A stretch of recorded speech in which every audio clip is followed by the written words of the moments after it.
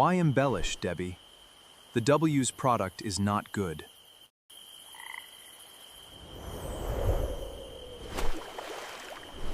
Why embellish, Debbie? The W's product is not good.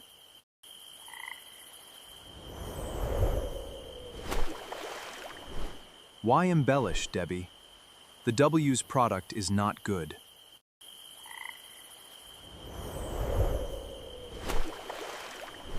Why embellish, Debbie?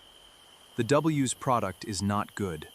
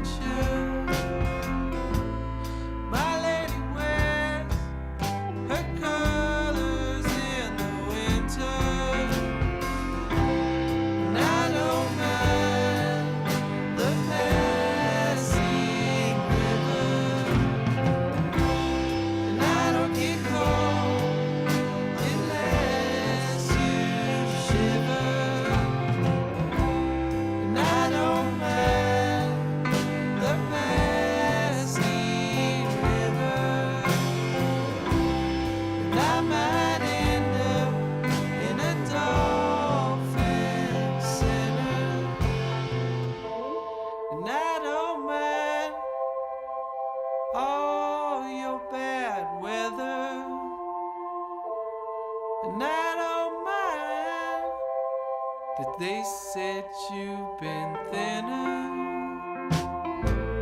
and I don't mind.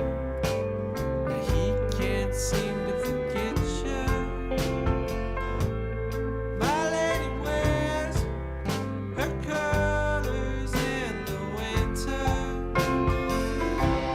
and I don't mind the passing river. And I don't get cold unless you shiver. And I don't mind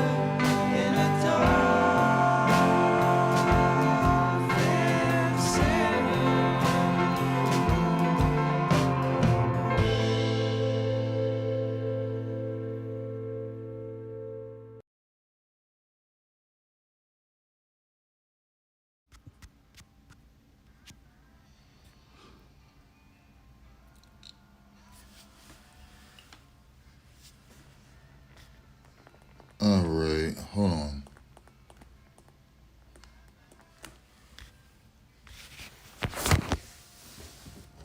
Hold up.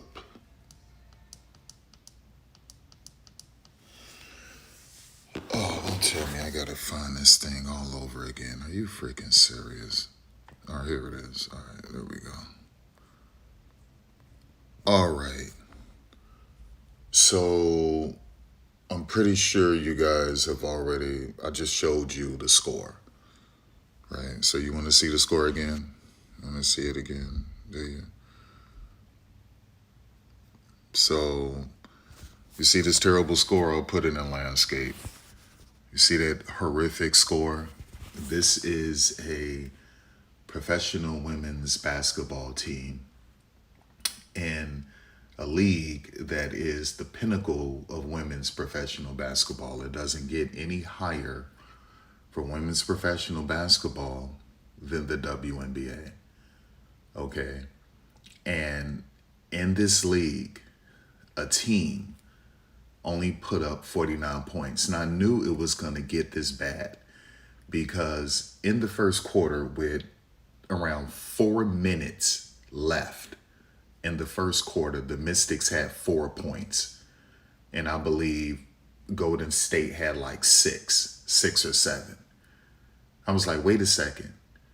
6 minutes went by in the first quarter. And you mean to tell me collectively there's only 11 points? The Mystics had 4 points with 4 minutes left in the first quarter. 4 points. Golden State had like 6 or 7. I knew it was going to be bad, but I didn't know it was going to be this bad. 49 points. A professional. And so Debbie Antonelli, and let me go back here. Debbie Antonelli calling the Indiana Fever's game against the Aces on ESPN. Debbie lied. And Debbie said that the game is in the best place possible. The WNBA has never been better. The on-court product has never been better. Okay? That's what she said. She said scoring is up, field goal percentages are up. The WNBA's product has never been better. That's literally what Debbie said. Well, Debbie Antonelli is a liar. Okay? Now, obviously, Debbie is saying these things because Debbie clearly wants to make sure that she's able to stay in cushy situations with the WNBA and their television partners. So she's going to sing their praises and she's going to embellish. Embellishing is just a bunch of white lies. When you embellish, when you exaggerate, you're essentially lying. So I'm being nice by saying embellish, but Debbie lied. And she's doing that to make sure that she's doing a solid for the league she works for and for the networks or in business with the WNBA. And that's all that this is about. But there's no need to mislead the public. This is a terrible product, and it's been terrible since Caitlin Clark and Angel Reese jumped into this league. That's when everything went to hell. So I showed you the percentages. Earlier in the season where it was actually worse than 33.8. Now what you're seeing is exactly the same numbers you saw from 2024. Okay? These are historical lows, you guys. I'm not even getting into the foul calls. I'm not even getting into the turnovers. Okay? We're not even talking about that. Turnovers are way up. Fouls are way up. And that's how they were able to manufacture trying to have teams to average 92 points a game. That was the mandate from the league. The league wanted to go from 81.5 points per game to 92 points per game. So how do you do that? You send them to the free throw line and you allow freedom of movement. Freedom of movement will allow more scoring, but also we want you to put an emphasis on fouls. And so what that does is sends players to the free throw line. That's how you're able to get 92 points. A lot of free throws and some freedom of movement stuff. And that's it. And that's how they go from 81.5 to 92 a game. It's all fake. It's all manufactured. None of it is real. Okay, so she left that part out. She left the part out that the league wanted to get to 92. And so they forced the situation. They fixed it with the referees to go from 81.5 to 92 points per game. Last season, the WNBA averaged 81.5 points per game. And they wanted to go from 81.5 to 92. And they said, how do we do that? Free throws and freedom of movement. That's how we do it. And so they fixed this. They forced it. They watered it down. They made it finesse. They made it ticky-tack. And now everyone's pissed. All right. So you had coaches who were part of this little committee, and they were communicating with the officials. And now the coaches are pissed. They don't like it. They're having buyer's remorse, if you will. So they don't like it now. The league is like, well, we like it. We don't like it, but we like it because the numbers are up. The numbers are up. Okay. But they know it's bad, right? It just looks bad. So the league is just hiding. Kathy and the league, they're all hiding. They know this is bad, but it's an oxymoron. It's good and bad. And so it's just like, let's just hide and stay out of the way and just let the coaches take all of the blame. Let the coaches take the bullets. Okay, put them out there on the front lines complaining and crying about this. Let the star players cry about this. We're just going to hide.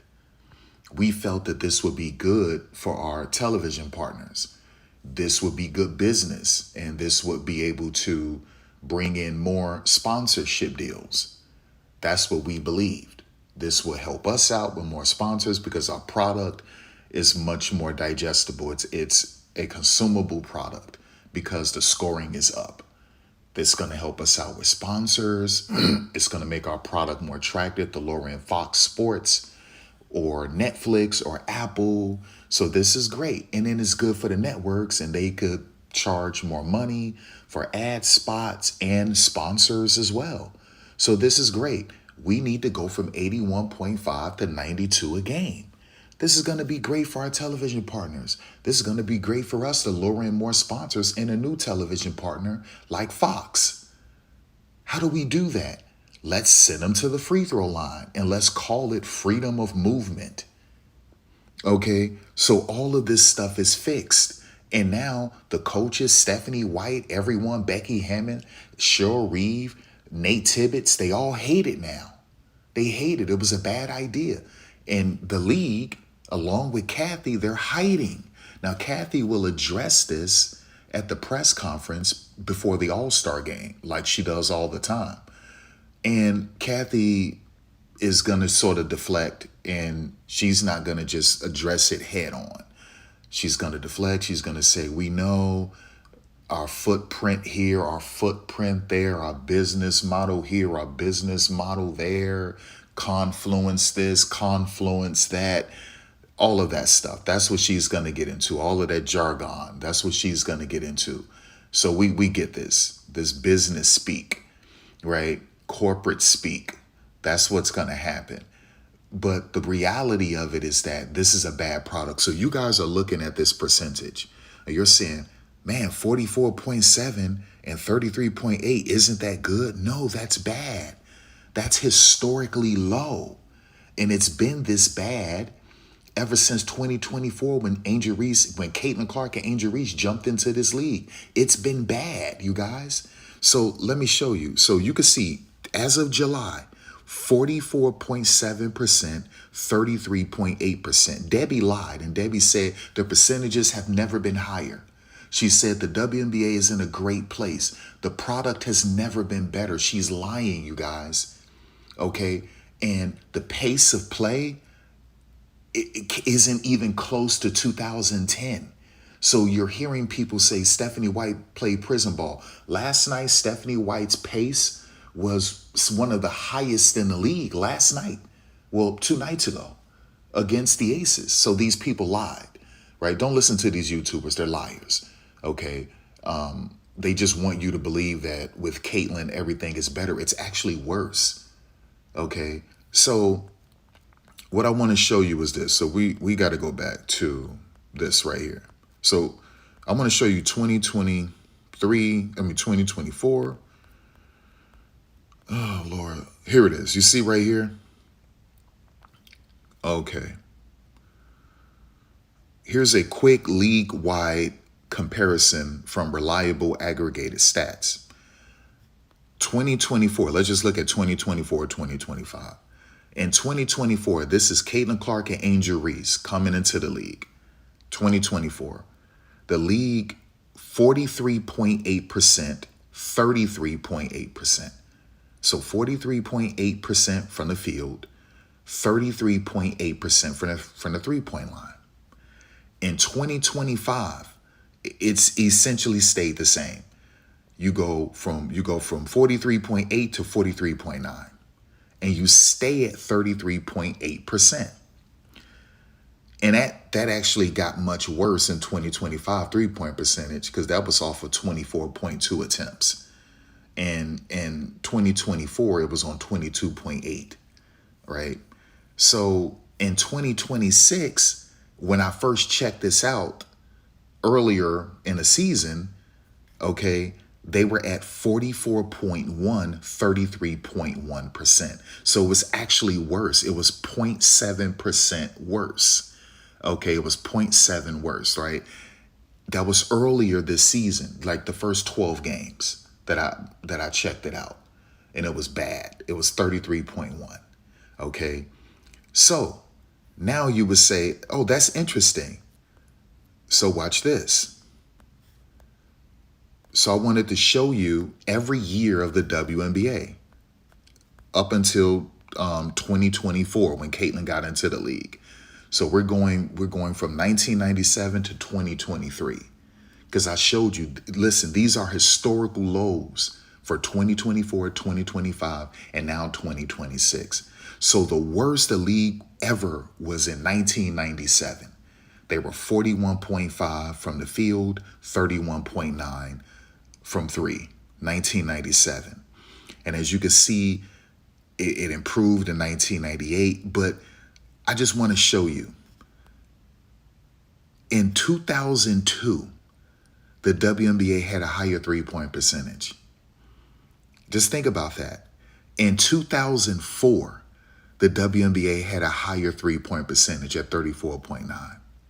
In 2005, the WNBA is shooting exactly what they're shooting today. In 2005, 33.7. Okay, 2006 is 33 points. That's what they're shooting today, essentially. In 2007, the WNBA was shooting 34.9% from deep. In 2008, they were making 33.8% of their 3-point shots, which is exactly what they're doing today. That's ridiculous. In 2009, the WNBA was 34.4%, much better than what they're shooting today. In 2010, which on record is the highest pace of play in WNBA's history, the highest pace was 2010. And in that year, they were 44.1% from the field and 34.9. That is essentially 35% from deep. And that is the highest pace of play ever in WNBA history in 2010, right? In 2011, they were 35.3% from three, okay? And then it sort of slowed down in 2014 and 2015. Then it bounced back. In 2016, they're 44.1%, 33.6. In 2017, 44.1%, 33.8. 33.8 is what they're shooting today, ladies and gentlemen. Okay. In 2018, 44.5% from the field, 34.5% from deep. In 2019, they were shooting 33.8%, which is what they're shooting today from deep. That's insane. In 2020, so Kathy got hired as commissioner in 2019. She took over officially, got everything running really in 2020. And in 2020, this is Kathy Engelbert. In 2020, the league was 44.6% field goal percentage and 34.5% three-point percentage. In 2021, they were 34.3% three-point percentage. In 2022, 44.2 from the field, 34.6 three-point percentage. And in 2023, ladies and gentlemen, this is before Caitlin jumped into this league. This is before Angel Reese got into this league. In 2023, the WNBA was 44.1% from the field, 34.7% from the three-point line, right? So we're talking about historical lows in 2024, 2025, 2026. You can go as far back as 2008 and they were shooting 33.8%. You can go all the way back to 2001 and they were shooting 33.6 in 2003, 33.7 in 2005. These are historical lows for the WNBA. So when we go back here, right? Let's go back. And you can see, look at the top. In 2024, 43.8%, 33.8, historically low. In 2025, 43.9, 33.8, historically low, right? Now, earlier this season, the first 12 games, they were 33%, 33.1% from deep, which is terrible. So now let's go all the way to today. Look at today, ladies and gentlemen.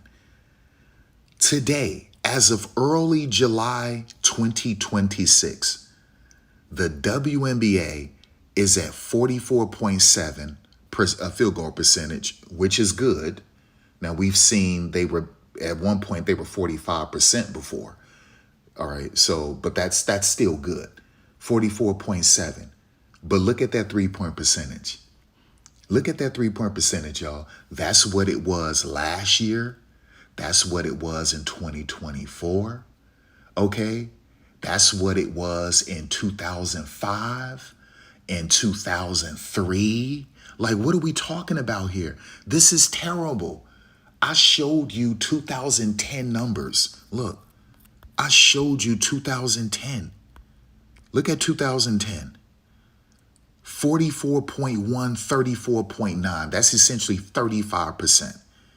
Look at 2007, 34.9. Look at 2004, 34.9. Look at 2002, 34%, right? Like, look at 2018, 34.5. 2020, 34.5. 2022, 34.6, 34.7. So just look at 33.8. I want you to look at that. And then let's just stick with 33. 2000, 33%. 2001, 33.6. 2003, 33.6. 2005, 33.7. 2006, 33.5. 2008, 33.8. That's Barack Obama's first term. Look, we're seeing 35% in 2011, 35%, 35.3. 2012, 35.3, right? Look at 2016, 33. And this 44 isn't impressive because you would think the league, you say basketball has gotten better. The women are more talented than ever before. The shooting is better. That's a lie. So I just showed you today, they're shooting 44.7, where they were shooting 44% in 2016, 2017. They were 44.5 in 2018. They were 44% in 2020. They were 44% in 2022. They were 44% in 2023. I thought you said that the game has gotten better. We're dealing with historical lows, and we're dealing with numbers that are essentially, we're getting some of these numbers going back to the early 2000s. And what's wild is that you have freedom of movement and you're still shooting a piss poor percentage. You're still shooting a historically low percentage. And now you have freedom of movement. You're able to cuff the basketball. Just think these percentages would have been much higher if the league was less physical in the 90s and in the early 2000s and the mid 2000s. Just think about that. I keep telling people talking about the league is physical. I always told people this is pillow fighting. I don't even want to disrespect pillow fighting. This is styrofoam fighting. This is popcorn fighting. People throwing popcorn at each other. This is nothing compared to the 90s and in the early and mid 2000s. This is light work, y'all. And the women couldn't cuff the basketball. They couldn't do gather steps, right? They couldn't do all of this garbage. They couldn't push off like the way they get away with pushing off, forearm extensions. They weren't flopping. And they were still putting up better numbers than what you see today. And they had worse conditions, low pay, sharing hotel rooms that were not 5-star, getting paid very little money. Just think about that. They didn't have dedicated training recovery facilities, playing in front of a few fans, sleeping in airports, didn't have the stipends these women have today. And they were shooting much better than what these women are shooting today with dedicated training facilities, nice locker rooms, playing in front of thousands of fans, flying chartered flights, freedom of movement, getting to the free throw line more, cuffing the basketball is legal, gather steps and traveling is legal now. What the hell are you talking about, Debbie? You don't have to lie because you want to keep your cushy positions with the WNBA and their television partners. You don't have to embellish. You don't have to lie. You said when the Fever just played the Aces on ESPN, you with my girl Beth Mowens, you just said the WNBA has never been in a better place. The WNBA product, you said it has never been better. Scoring is up. Percentages are up. It's the best it's ever been. Debbie, you lied. You lied. The WNBA has gotten worse ever since Caitlin has gotten to this league. Her and Angel Reese, it's gotten worse. You're looking at 2023 numbers. 44.1, 34.7. 34.7 is essentially 35%. This league has gotten worse. And today, they're shooting historically low from the deep. And that 44%, they were shooting 44%. They were putting up 44% in 2010. They were putting up 44% in 2016, 2017, 2018, 2020, 22, 23. What are you talking about? What are you talking about? Fouls are up. Turnovers are up. Defense is piss poor. Shooting percentages are low. And then I have to show you this one more time. Okay? So you can see for yourself. Look at this terrible score. Let's put this in landscape mode. Hold on. Let me fix that. Look at this. All right, let me get that. Yeah, look at this. Look how disgusting that is. A professional women's basketball team only scored 49 points.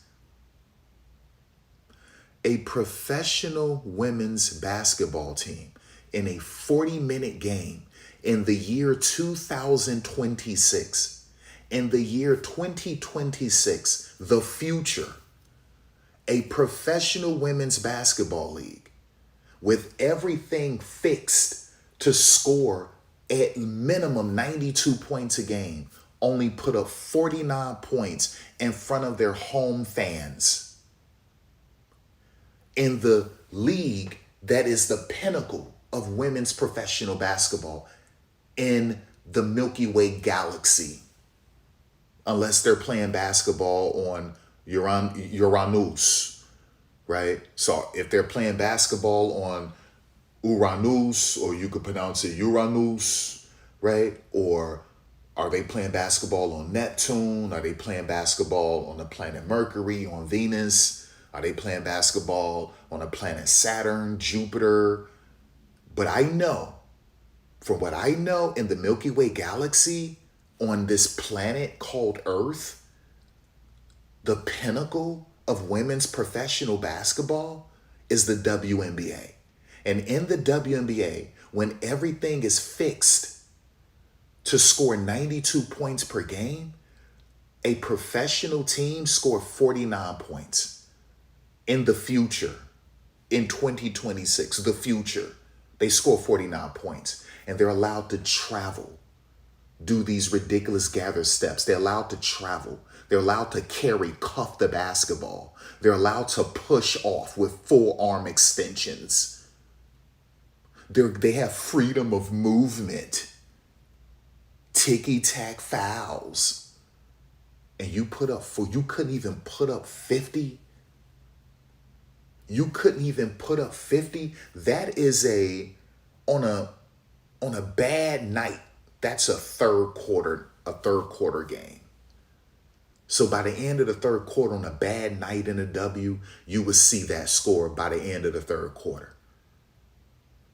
On a good night, that would be a halftime score. That's a great night. You know, okay, both teams are due for this is going to be a pretty high scoring game if that's the score at halftime. But for that to be a fourth quarter game, and listen, we just saw the Aces only score 68, and that's credit to the Fever's defense, without Caitlin, by the way. So that's credit to the Fever's defense, holding them to 68. Yeah, Asia was playing. Well, she wasn't playing. And the Fever did what they were supposed to do. You're supposed to beat a tired team without their best player, and you're supposed to blow them out. So they did what they were supposed to do. You silly people, okay? This is pathetic. That is absolutely pathetic. And you can say, well, the Valkyries got a great defense. Yeah, but I don't care. That's a professional team. Yeah, it's a young team. I don't care. They have 10 wins. No, we're not doing that. And then the Valkyries only put up 62. That is a professional team. And they only put up 62 points. 62? 62 points? That is insanity. So you can't grow this league. You can't help this league improve if you're lying, if you're covering, if you're hiding their sins. This is bad basketball. It's terrible. And I've been telling y'all this since 2024. When I checked the percentages and I went by the river and I made a video and I said, the WNBA is in trouble. And I broke down the percentages. And then in 2025, I made another video showing you 2025 percentages. And then earlier this year, I showed you in the first 12 games, they were 33.1% and 43% from the field, historically low.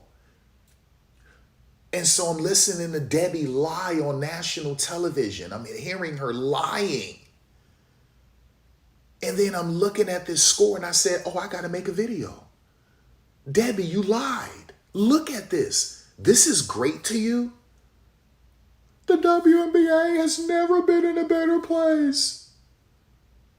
It's the best product we've ever seen. You're a liar.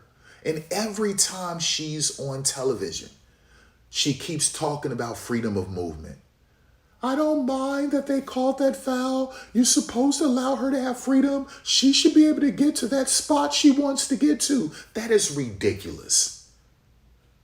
Why don't you just, tell the defenders to just move out of the way every time? That is dumb. They're supposed to defend. I shouldn't allow you to get to that spot. You want to get to that cushy, cozy spot. I'm not going to let you get to that spot. And if I got to hand check you, that's what I'll do. I'm like, what are you talking about? No, that was the right call. This is now freedom of movement. You have to let them get to their spots. No, you don't. No, you shouldn't. Idiot. That's stupid. That's counterproductive. That's unfair. What the hell are you talking about here? The integrity is gone at that point. It's clear. It's clear. The objective, the mandate, the goal. She wants to get to that that baseline shot. I'm not going to let her get there. And if I got to hand check her a little bit, that's what I'll do. And then you want to blow your whistle because you want me to let her get to that baseline shot, which is her cozy spot? No. So then that hurts us. Like, it's the dumbest thing in the world. It's so stupid. But they keep wanting to copy off the NBA, and that's why the NBA sucks. And they only had one good year in the last 6 years, which was this past season. And you better thank NBC for that. Be looking at these NBA games. I don't even watch it, but I see this crap on ESPN, on SportsCenter, or on Twitter when I'm scrolling. You look at some of these dumb scores, 140 something to 138. That's not basketball. That's not competitive basketball. I swear to God, man, sometimes I'm on Twitter and I see some of these scores. I'm like, what? Did I just see 145 to 138? Are you crazy? This isn't the All-Star game? That is disgusting. That's not basketball. That's not pro basketball. Okay? Now, yeah, you got to allow people to defend. But what we just saw last night with that Mystics game, that wasn't pro basketball for offense or defense.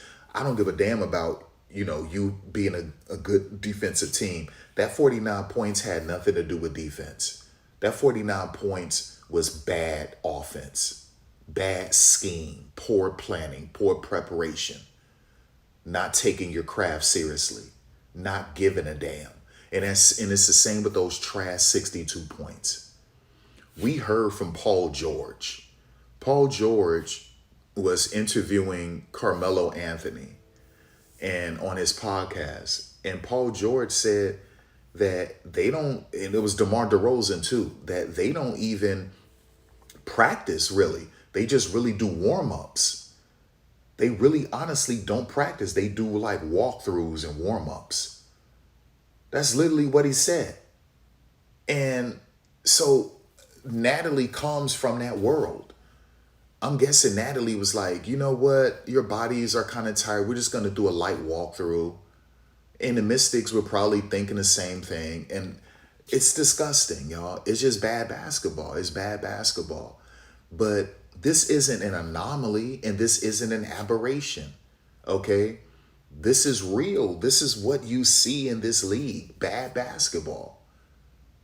And it's been bad since 2024, y'all, since Caitlin and Angel Reese jumped into this league. It's been terrible. It's gotten worse every year, including the culture, including the social aspect, right? Racism is more prevalent than ever before, okay? In the WNBA, around the WNBA, more racism, more hatred, more division, right? More negativity. The money is up, the ratings are up, the attendance numbers are up, but everything else is decay. Everything else is a disease. Racism, tribalism, segregation, hatred, division, death threats, violent threats, all sorts of things. I mean, it's just bad, y'all. It's disgusting. 100% negative, right? And then the basketball is bad. So you have degradation of product. Degradation. You have talent dilution and you have product degradation. And then when you look at the culture, okay, the social aspect, It's piss poor. It's terrible. It's terrible. It's bad, y'all. It's bad. It's real bad. And I said the WNBA needed a reset. This was their perfect opportunity to reset. I mean, seriously, their perfect opportunity to reset. I think that the WNBA should have locked the players out and moved on and brought in some fresh new faces with the new rookies and the women who were on their rookie deals, and moved on, started over fresh until these women decided to do the right thing. I think they needed a hard reset. It's sort of like what's going on with Xbox. Xbox is doing a hard reset. And I think they're losing 64 cents on every dollar they spend, Xbox, under that stupid Phil Spencer. They're bleeding money. Xbox is dying. And so now they got new leadership, and she's come in and she's doing a hard reset, and she's laying off 3,800 people and closing down like 5 gaming studios. Okay. In order to fix Xbox. Xbox will be better off because of it. Microsoft came out and spoke to their investors, and Microsoft said that Xbox is a failing business. And he said they're bleeding money. They're subsidizing Xbox, and they haven't seen any return. Xbox is losing 64 cents on every dollar they spend.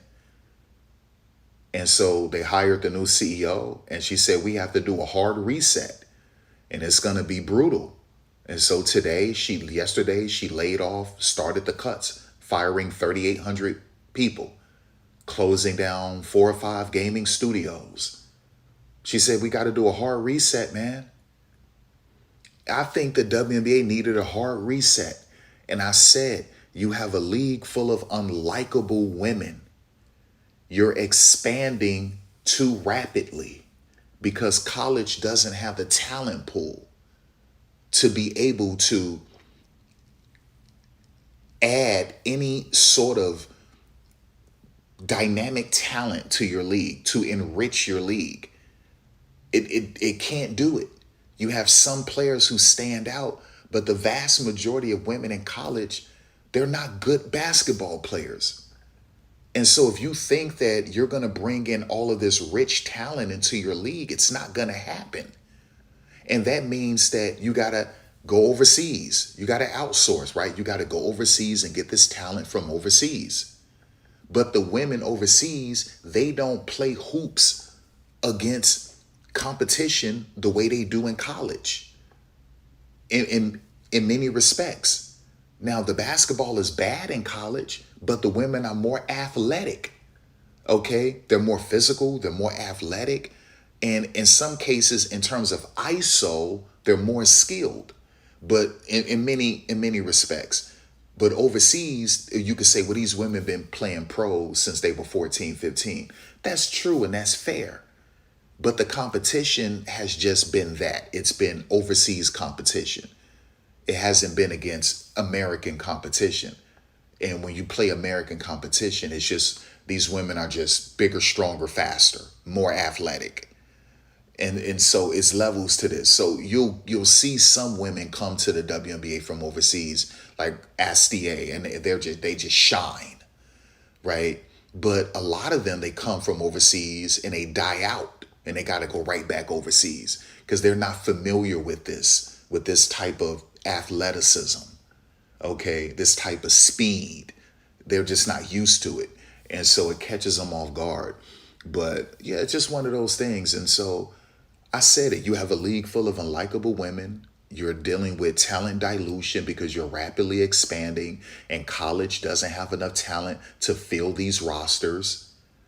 And you have to go overseas to get the talent, okay? And in a lot of cases, the women overseas aren't ready. And fans don't know who the hell these women are. And so it's hard to bring in fans to these games and to want to sit down and watch these games on TV or whatever device, because they don't know these women, because they don't watch overseas basketball. And so you have a problem, okay? When you have talent dilution and you already have product degradation, it only gets worse. So I said the WNBA, they've already expanded.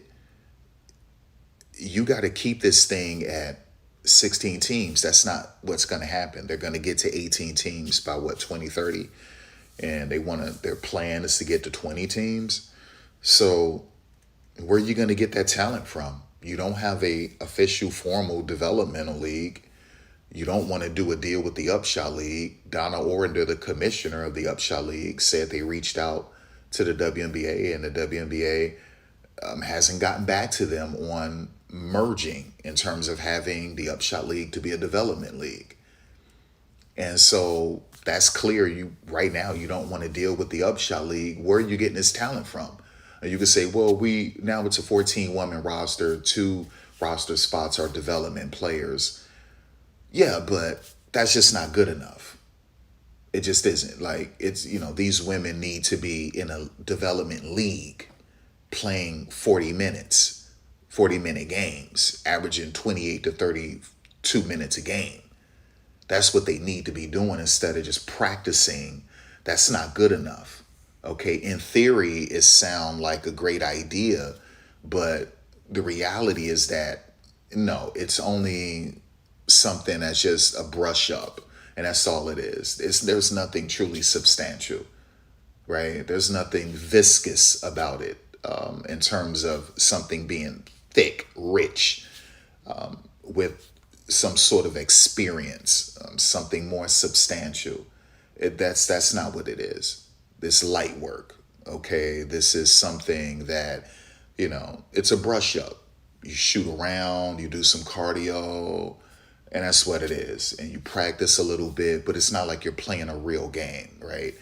So that's where the Upshot League comes in at, but that's not what they want to do. And so because you don't want to have a development league, and the college, they're not giving you great talent from college, and overseas, there are only a few players from overseas who stand out. And then the league is unlikable with these women who are a bunch of jerks. Skylar Diggins is a jerk. You're dealing with a bunch of freaking idiots in this league, a bunch of haughty, arrogant, egotistical, vain women in this league, delusional women. And they can't hoop anymore in terms of percentages. And the defense sucks because of freedom of movement. The officials always sucked for a long time. What did you think would happen? And then the new fans who came in following Caitlyn and Angel Reese, they're toxic as hell. What did you think would happen? And so you needed a hard reset. You just did. The WNBA needed a hard reset, man. I would have locked these players out. I would have locked them out and I would have started over fresh. Sometimes you have to have a reset like that, y'all. And it's gonna hurt. Just like the new CEO of Xbox said. She said, this is gonna hurt, but it's gonna be better for Xbox in the future. We're gonna clean all of this up. Firing 3,800 people who were essentially just, they were talented, but they were stealing money. 3,800 layoffs, closing down 4 or 5 studios. She said before she got here, they have 14 layers of management. And so what happens is that here's an idea for a new video game. And it has to go through 14 layers. And a lot of games never saw the light of day. A lot of ideas. It never saw the light of day because it went through 14 layers. And sometimes it never went through all 14. When it got to the 10th layer, they dismissed it. It was ridiculous. So she had to fire all of these people. She said now, in many cases, it'll only go through 3 layers. So you as a gaming studio, as a creative director or producer, have this great idea for a video game. and it has to go through 14 layers. What? And so that's why Xbox, they were dying. They were dying. A lot of these ideas never saw the light of day. It's ridiculous. And so the WNBA, I'm showing you poor 3-point percentage, poor field goal percentage, turnovers are up, fouls are up. The pace of play is not great, right? I think y'all probably think I'm lying to you. Okay, so watch this. Watch this. We can do this. We could stay here. Yeah.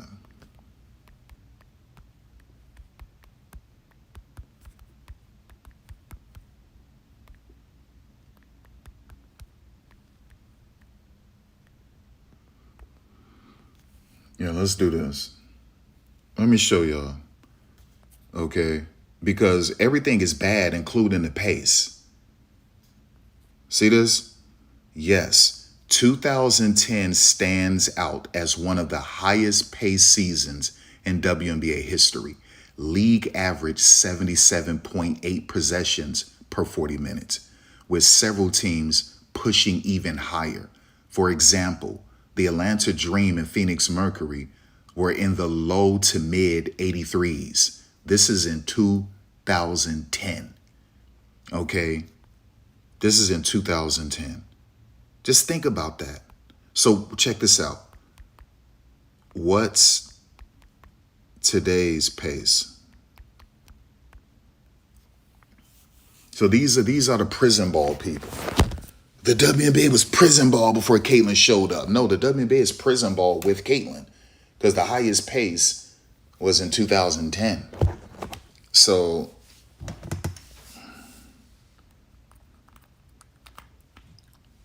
well, actually, yeah, so wait a second. As of July 7th, the WNBA league-wide pace is approximately 78-79 possessions, consistent with recent fast-paced seasons. The league is playing at a solid tempo with some teams pushing higher. Indiana, Dallas, Toronto, in the upper 70s to low 80s based on recent trends. This is in line with the faster modern era, okay, but not quite at the absolute peaks of 2010, where you saw 77.8 with teams over 83. So even though, and that was without pace of, that was without freedom of movement. So listen, people, do you not understand how impressive that is?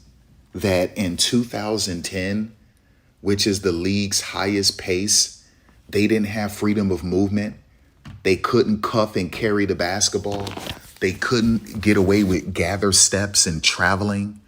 They couldn't get away with forearm extension push-offs. And it was so physical. Without freedom of movement, that the highest pace of play is in 2010, and it beats the pace today with freedom of movement. Think about that. Okay.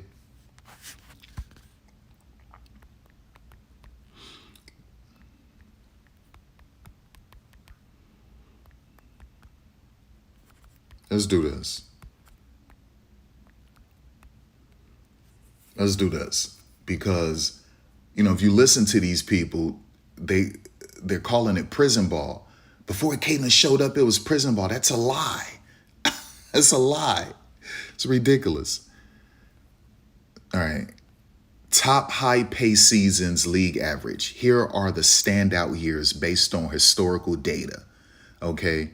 2010. This era featured aggressive transition play and tempo pushing styles. That's the highest.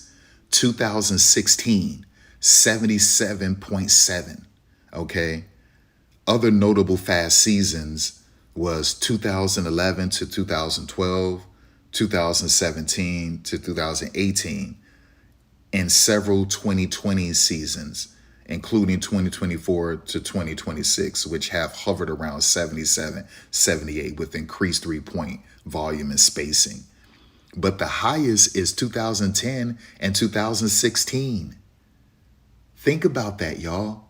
2010 and 2016. And that's without freedom of movement. That's when the league was more physical, right? So you got to stop listening to these people. And then what was, let me see this. Because these people, look, they're so jealous and a bunch of haters that they're mad that the Fever beat the Aces. They didn't have Asia. Well, isn't that what you're supposed to do? They retired. Isn't that what you're supposed to do? Beat a team blow out a team without their best player and with tired legs. You're supposed to blow them out. So they did what they were supposed to do, right? Yeah, but it was prison ball. It was slow basketball. They were walking the ball up the court. That's another lie. So let's see. What was the pace for the Fever? Come on, baby. Damn. For the Fever Aces game.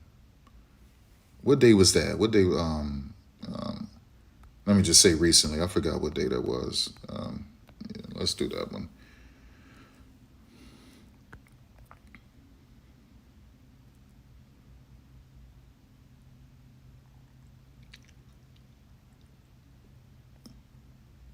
July 5th.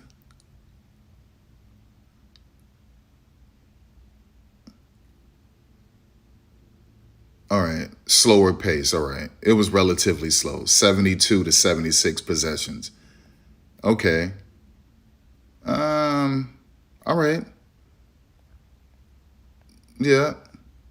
But whose fault is that? The Fever were pretty solid. That's what it looked like to me. So you're talking about 72. Yeah, that's slow. That's slow. But that was that one game. Okay? That was essentially an outlier. So if you look at their pace, Fever's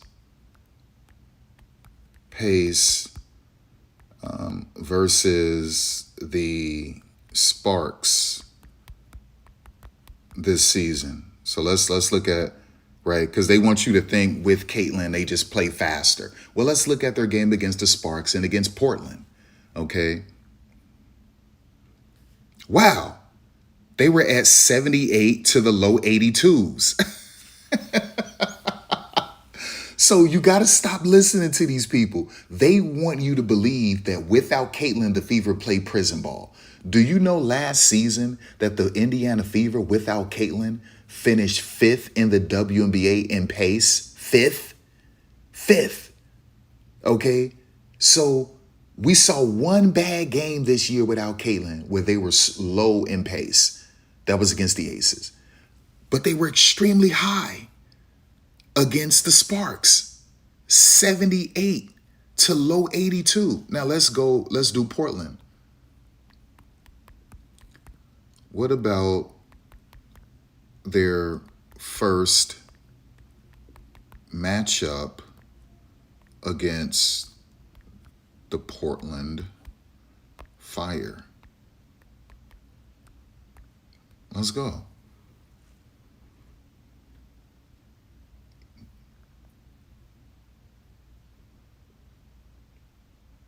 Yeah, 78 to low 82s.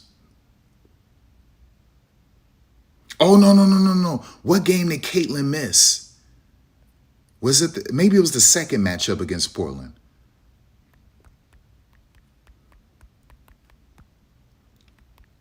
It was the second matchup against Portland. Come on, baby. Damn. Come on.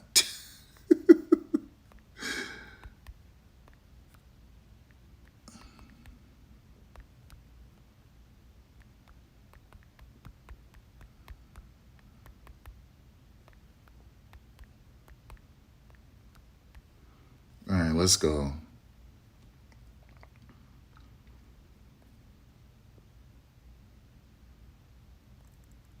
What are you talking about? 76 to 80. And by the way, they freaking blew them out. 90 to 73. 76 to 80. likely around 76 to 80. If it's at 77, that's what they're doing today. If it was 78, if it was 79, if it was 80, that's higher than the league is today. So what are you talking about? That's high pace. And then they blew him out. And then it was clear what they did against LA. That was clear. You talking about, where's that at?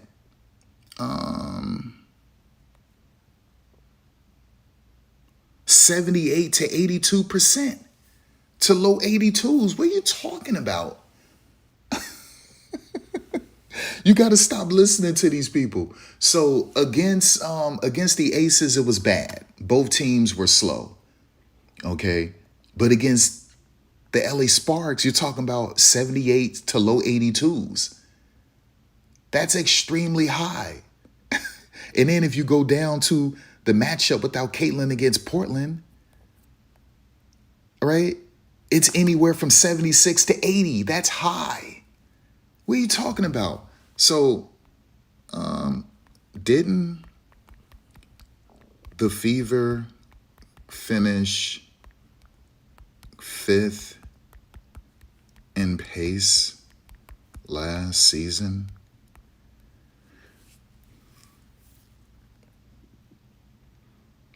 I mean, this is all without. Yeah, you see this? Look, they were 78, y'all, 78.0. 78.0, y'all. That's higher than when in 2010 they were flirting with 83. 2010 it was like 77.8 to 83, which is the highest. But 78, y'all, 78. 78. That is without Caitlin Clark. That is extremely high, you guys. That is high pace. Okay. So, what was their pace?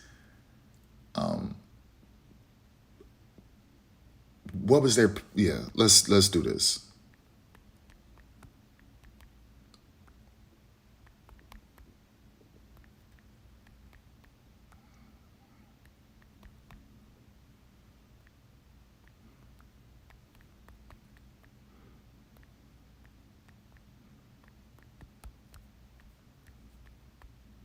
Let's see.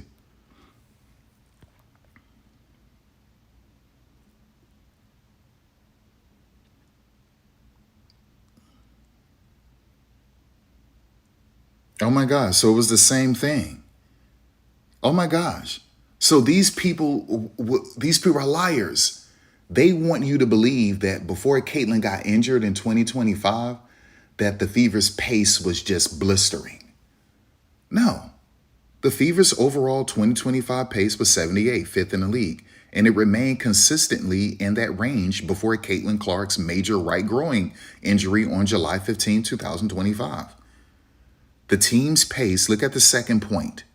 The team's pace stayed top 5 to top 6 during that stretch, driven by Clark's fast decision-making, transition play, and offensive initiation. They were often in the high 77s to low 79s in games with her on the floor. What are you talking about? They had the same pace with her that they had without her. And in some cases, it was higher. Stop listening to these people, y'all. They're liars. Let's go to 2024, right? Because they were like, Caitlin and Christy's sides, and it was pretty fast in 2024. But let's just see. Let's see, like 2024's pace under Christy sides. Let's see.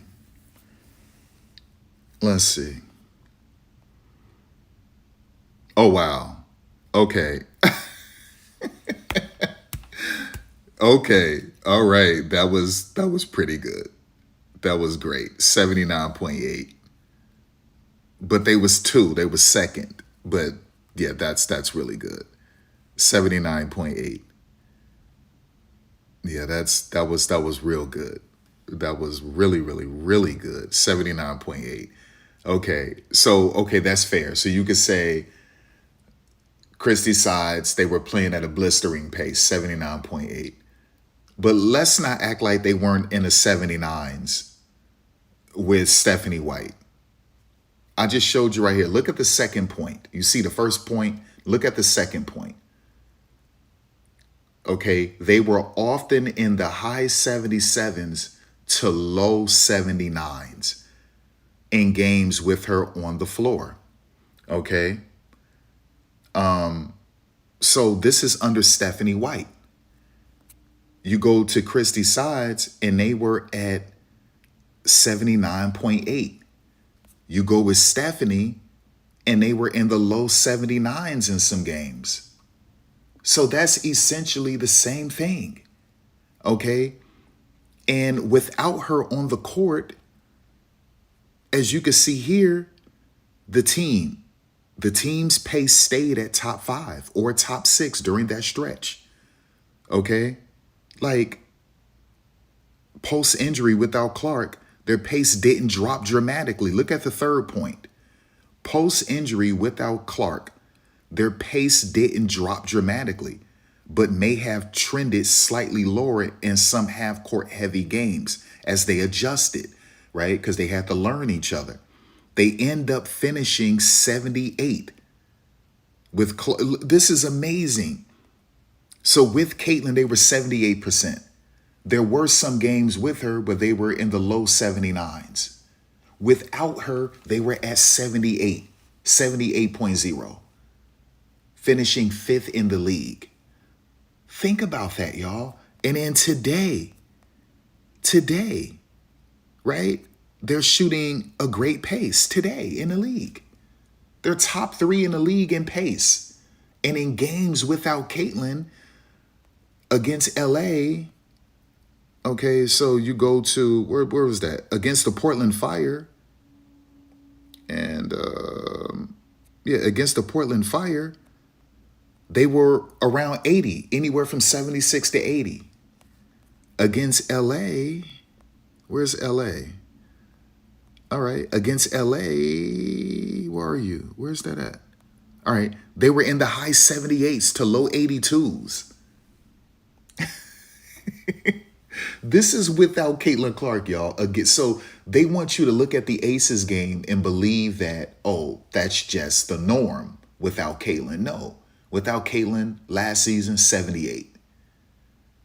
Okay, 78, y'all. Without Caitlin against LA, low 82s, 78s to low 82s. Without Caitlin against Portland, anywhere from 76 to 80. Last season without Caitlin, 78, 5th in the league. Christie Sides year, 79. But in 2025, they had games where they were in the low 79s without Caitlin. So come on, stop it, y'all. Cut it out. So this video is to just highlight how some of these people lie. Debbie, you lied. Embellishing is lying. All right. It's a cute way to lie. You lied. And so I think the league should have got a hard reset. What do you do? Where do you go from now? The league is in a mess right now. You got to get the developmental league. You got to start hiring quality coaches and quality development coaches. You got to push out lazy veterans and complacent young women. Complacent young players, push them out and push out these lazy veterans who are set in their ways. Hire high quality coaches who are great developers of skill, of talent. Okay. How do you make the game digestible, consumable, aesthetically pleasing? You got to get better officials and tell the officials, to slow down with the whistle. And freedom of movement, it shouldn't be something that is OD. Okay, I understand you want to get the scoring up, but doing that hurts skill. Okay. It hurts skill. This is why I don't like push-offs. If you push off, then you're sort of limiting yourself from being a more skilled player. This is why the women back then were more skilled, because you couldn't get away with push-offs. And so you had to come with counters. You had to have better go-tos and better counters to get around the defender. And so you were more skilled. Right now, they let you push off. It's the same with layups. These women are pushing off, getting to their layup, attempting the layup, and sometimes they push you in the air, okay? Instead of them being more skilled with a clutch, a double clutch, a reverse, an up and under, a jelly. These women aren't skilled. They're not skilled because they get away with push-offs. And then they throw their bodies into your bodies because they know they're going to get a foul. And so there's less skill. You have more drag screens than ever before in WNBA history. More drag screens than ever before because these women aren't comfortable dribbling out of chaos. They're not skilled enough. Okay? You can do a yo-yo dribble. Sham gods are old, but you can do a sham god, you can do a yo-yo, but that's not ideal. That's not practical. What happens when I'm pressing you? Can you make it out of this press with your handles? And a lot of these women can't. And so they'll push off, or they're calling for drag screens. Caitlin is guarded 94 feet. That happened in 2024. In 2026, she's rarely being guarded 94 feet. You can turn on any game right now this year. It's not what it was in 2024 or 2025. And often she's loaded with drag screens. It's Aaliyah Boston, it's Monique Billings, it's Michaela Timpson, just flushing her with drag screens. Okay, why? Because your handles aren't good enough. And then there's the push-offs, and then she's flopping her head back, flailing, and then looking for the referees to bail her out. Right? Kelsey Mitchell doesn't necessarily need a drag screen. Kennedy doesn't need a drag screen, right? You have women where their handles are elite. They don't need drag screens. And you can guard them 94 feet all you want. They don't need drag screens. They can make their way out of tight confines. They can get out of sticky situations. They got sticky situation handles. You understand? Right? So it's just bad basketball. I mean, it just is, y'all. It's bad basketball. It's bad basketball. Now, the only fun I'm having right now is watching the Fever without Caitlin Clark, because I see pure basketball. Okay? I'm hoping that the Chicago Sky can look better with Skylar coming off the bench, because they look terrible with her on the floor. And when we get Dejanay Carrington back. And if Camila Cardoso can just be more polished on offense. And if Elizabeth Williams can make her freaking free throws, then we can have a conversation. But, you know, that's essentially what that is. Washington is disappointing. Portland is still learning CLA. So I'm liking what I'm seeing from Seattle. They're starting to figure things out. Minnesota, I enjoy watching Olivia. And when Nafisa gets back, things will get better. Dorka Yuhas had a terrible game. In 24 minutes, she only made one shot in 24 minutes. Terrible. So, yeah, it was bad. I think she only made one shot or something like that. It was terrible. But Connecticut, Brittany Griner decided to show up and score 29 points, which was good. But, yeah, we're just watching bad basketball, man. The only quality that I'm seeing is whenever Caitlin doesn't play. Whenever Caitlin doesn't play, it's just high quality basketball. Against the Aces, that was the pace they needed to win the game. That's what I saw. They played at an effective pace to win the game, and they blew them out. They blew them out. If you have tired legs and you're missing your best player, what are you supposed to do? Blow them out? That's what the Fever did. They took care of business. TCB. TCB, oh really? You're missing your best player and you're tired? Let's go, blow him out. They did what they were supposed to do. Yeah, but it wasn't at a blistering pace. Well, it was at a blistering pace against LA. It was at a blistering pace against Portland, right?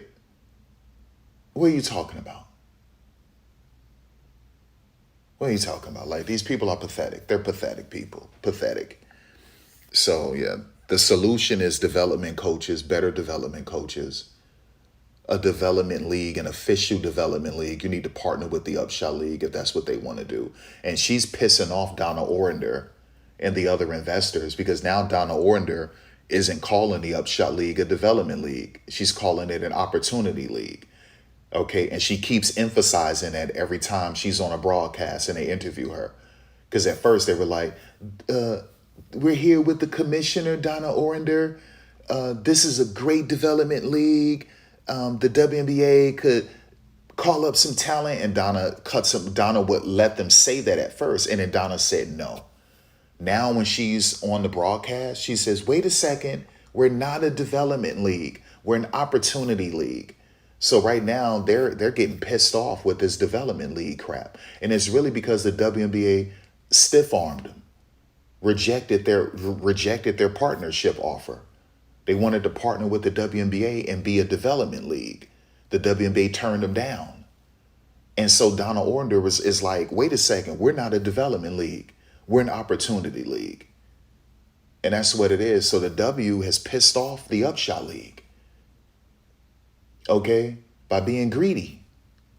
No, we don't need you. We don't need you. Okay, all right, whatever. And that's why your 3-point percentage is what the 3-point percentage was in the early 2000s. Get the hell out of here. You're shooting 33.8 right now. Let's go. You're shooting 33.8%, and they were shooting 33% in 2000. They were shooting 33% in 2001. They were shooting 33% in 2003. They were shooting 33.7 in 2005, 33 in 2006, 33.8 in 2008. They were shooting 33.8 in 2007.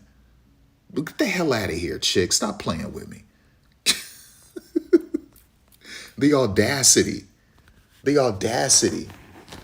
for you to walk around here with your nose in the air, acting like your booty don't stink. And here's a league wanting to be an official formal development league, and you turn them away because you want to be greedy and keep all the money to yourself. No, we don't need you. We have 2 development spots. Yeah, but those are brush-ups. There's nothing viscous about that. There's nothing substantial. These women are getting cardio and doing some shoot-arounds and watching some film. You need these women in actual games. That's the Upshot League, where they can average 25 to 32 minutes a game. That means they're sharp. You have Deja Kelly, y'all. In her last game, had 11 assists with 0 turnovers and put up 22 points. She's getting better every single game. That's what you need. She's proven. She's proven. Right? So you turn them away. You turn them away because you want to keep all the money to yourself. No, we don't need you. Oh, really? Okay, well, have fun with your 33.8%. Because that's what you were shooting in 2008. And I thought this was the future. Get the hell out of here. I thought this was the future. Last time I checked, 2026 is supposed to be the future. And you're shooting what you were shooting in 2008 and 2005? Excuse me? Get the hell out of here, man. I'm like, come on, stop it. So, Debbie, stop the lies. Stop the lies. And that's why I put this together. Look, for some of y'all who don't know, look at this nasty score. Y'all see that trash? That was last night. Do y'all see that trash? A professional team didn't even score 50 points, y'all. A professional team couldn't even give you 65 points, and that would have been trash. Look at the score, y'all. Look at this. And that's why I put together this video. Stop lying.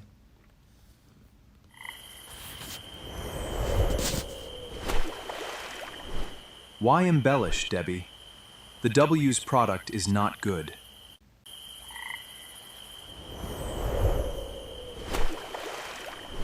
Why embellish, Debbie? The W's product is not good. I know that's right. Cut it out. Cut it out, because that's disgusting.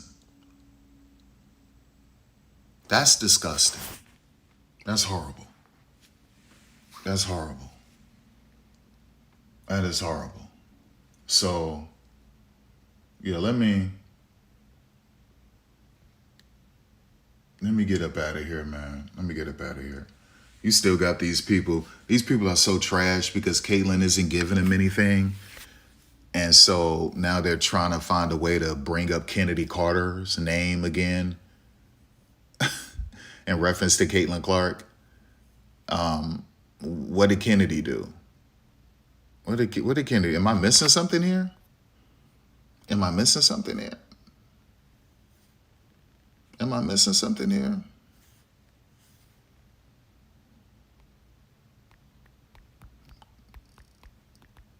Did Kennedy recently take any digs at Caitlin Clark on social media or off? Let me see. What's going on here? I'm seeing something on YouTube that they're saying Kennedy Carter talking crazy about Caitlyn. What are you talking about? No, there are no reports or evidence of Kennedy Carter taking any recent digs at Caitlin Clark on social media or elsewhere. Come on, what are we talking about, y'all? Right? So these people are now on YouTube lying. I just saw that on YouTube. I swear to God, I just saw on YouTube somebody put together a video with Kennedy Carter in the thumbnail crying at a press conference. AI, it's all AI. And essentially jealous of Caitlyn, talking stuff about Caitlyn. These are liars. Liars. Thirsty, desperate people lying. And if you have to resort to that, you're going to hell. You are a morally trash human being. Your soul is dead in the water. It's done. It's full of disease and rot. Anytime you have to lie, you have to embellish, you got to make stuff up, right? You got to clickbait. You are a disgusting piece of trash. That's who you are. That's what you are. And you will burn in hell. And you will die a horrible death, by the way. And you'll burn in hell if you don't make a change in your life, right? Anytime you see someone lying, okay, clickbaiting, engaging in nasty, disgusting innuendo, spreading lies and rumors and things like that for engagement, for views, for subs, just know that those people are whores and they'll do anything. You can give that person a few $1,000s and that person will wipe your dookie booty with their tongue. I'll give you $3,000 if you lick the dookie from my booty right now, and they'll do it. That's how these people will lick the bottom of your dirty foot for $1,000. They'll do anything. That KTV dude, he'll do anything. I swear to God, you can get that dude, offer him $5,000 to lick between your dirty toes, and he'll do it. Say, I'll give you $5,000. Check this out. I'm about to take off my shoes. I'm going to go jogging barefoot. And I'm coming back and I want you to lick my feet and lick between my toes, and I'll give you I put 5K Venmo, 5K Cash App right now. And I bet you he'll lick your dirty feet and lick between your toes. They are whores. They are 1,000% whores. Anytime you will lie and clickbait for views, for subs, the way he does and these other people do, that means your soul is rotted. It's gone. And you'll do anything for clout. Anything. anything, y'all. You're watching whores, absolute whores, prostitutes. And it's the God's honest truth. No integrity, disgusting hoes. So that's really what I wanted to talk about, man. Let me get to my game real quick. You understand? Let me get to my game. Let me get to my game. So yeah, y'all, that's it. That's it. That's what I got for you. Am I missing something here? Am I missing something? Damn, y'all only put up 64 points, and Don Staley showed up to cuss out Reagan Peebley and Lynn Roberts for waiving Tanaya Latson. And Tanaya Latson, it's her own fault for transferring to South Carolina when she should have left and went pro. She decided to stay because she thought it was a win-win. She felt there was no way she can lose. Ooh, I go to South Carolina, I can win a championship and still be a top 3 pick and get this money, and it didn't work. You were Florida State, baby. You were projected to be the #1 overall pick. You were projected to be the #1 overall pick. And you said, nope, I'm going to go to South Carolina and get this Neil money and win a championship and still be a top 3 pick, and it blew up in your face. It happens every year with these women. You're supposed to come out when you're supposed to come out. These women stay, they either get injuries after they stay or their draft stock falls. We saw it with Liz Kitley, right? Liz Kitley decided to stay. She gets injured, and she falls in a draft. We saw it with my girl, Sydney Parrish. She was projected to be a late 1st round, early 2nd round pick. She decided to come back to Indiana to chase that Neil money, and then she didn't even get drafted. And because of it, of her pride and her ego, she quit basketball. Overseas teams are calling her. No, I felt uncomfortable. I'm just going to quit and be a freaking analyst. Ridiculous, right? It happens all of the time. It happens all of the time. These women stay a little bit too long. We saw with Janiyah Barker. Janiyah Barker was projected to go #4 overall. She decided to stay. She got screwed over. What are you talking about? Tanaya, all you had to do was leave. You were projected the #1 pick. And you said, it's a win-win if I stay. I can win a championship with South Carolina. I can get this Neil money, and I'll still be a top 3 pick. And it blew up in your face. It blew up. When it's time to leave, you women need to leave. Because what we've seen throughout WNBA history, these women decide to stay, and some of them get injured or their draft stock falls. When it's time to go, you have to go. And Don Staley she puts out a tweet saying gloves are off. Because Don Staley knows she did Tanaya Latson dirty, y'all. She did her dirty. She did Tanaya dirty, y'all. And she know it. She knew she should have let Tanaya go. She didn't even need Tanaya. She didn't even need her. But she wanted to flex. Oh, Kim Mulkey thinks she can get all of this talent. Oh, yeah, check this out. I just got Tanaya Latson. She didn't even need her, y'all. It was a flex for her. She wanted to flex in front of Kim Mulkey face. She wanted to flex in front of Gino face, in front of Corey Close face. Ooh, look, I got Tanaya, right? And it blew up in her face, and she feel bad, y'all, because she didn't help her. You didn't give her a championship. You didn't improve her scoring. You didn't make her a good combo guard, right? So she wasn't a good facilitator as a point guard. And she wasn't, whenever they put her in a game and they see her at practice, she's not doing enough scoring. She's not impressing them enough. And so they had to let her go. Don Staley cannot produce quality talent if you aren't some inevitable generational player, if you will. Those are the only ones who stand out from her program.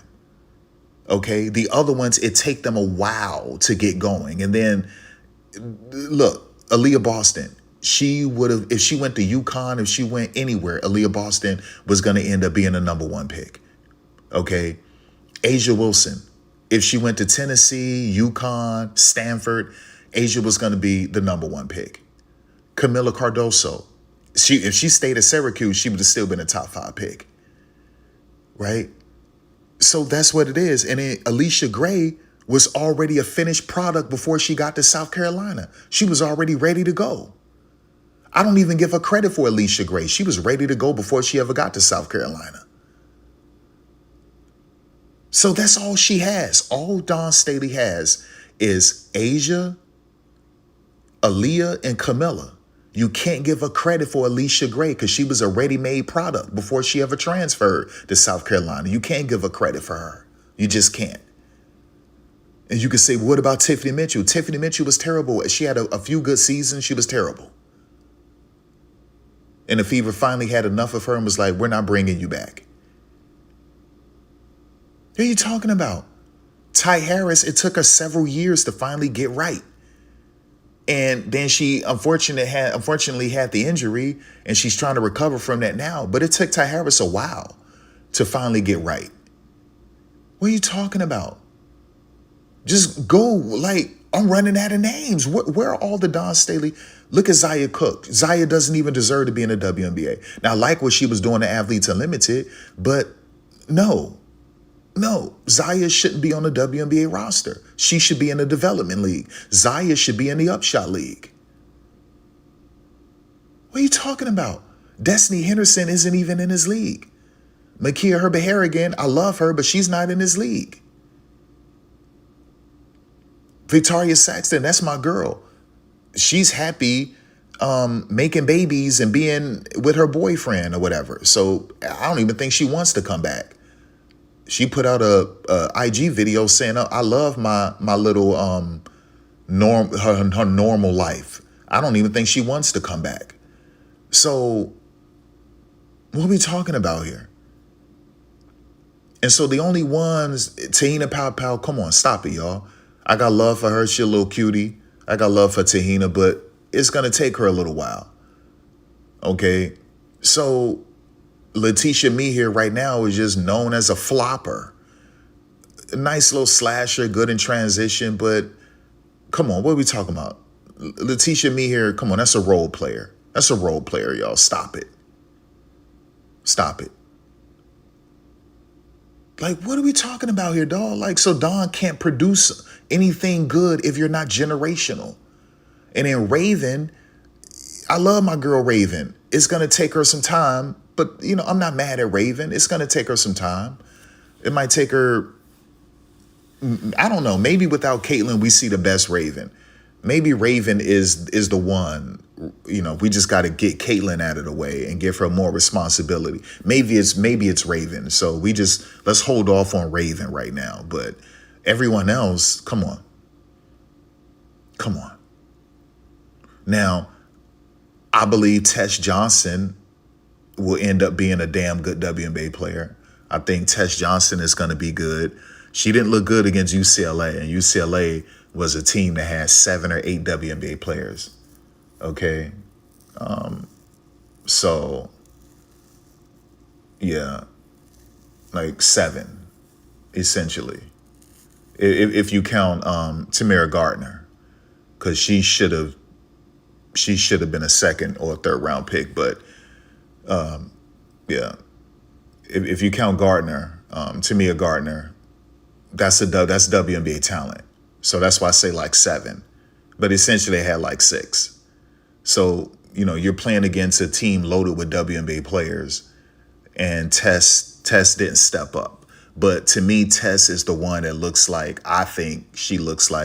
she's going to turn out to be a good WNBA player, at least a very great contributor to a WNBA team. I could see her as 7th in rotation, 6th, 7th.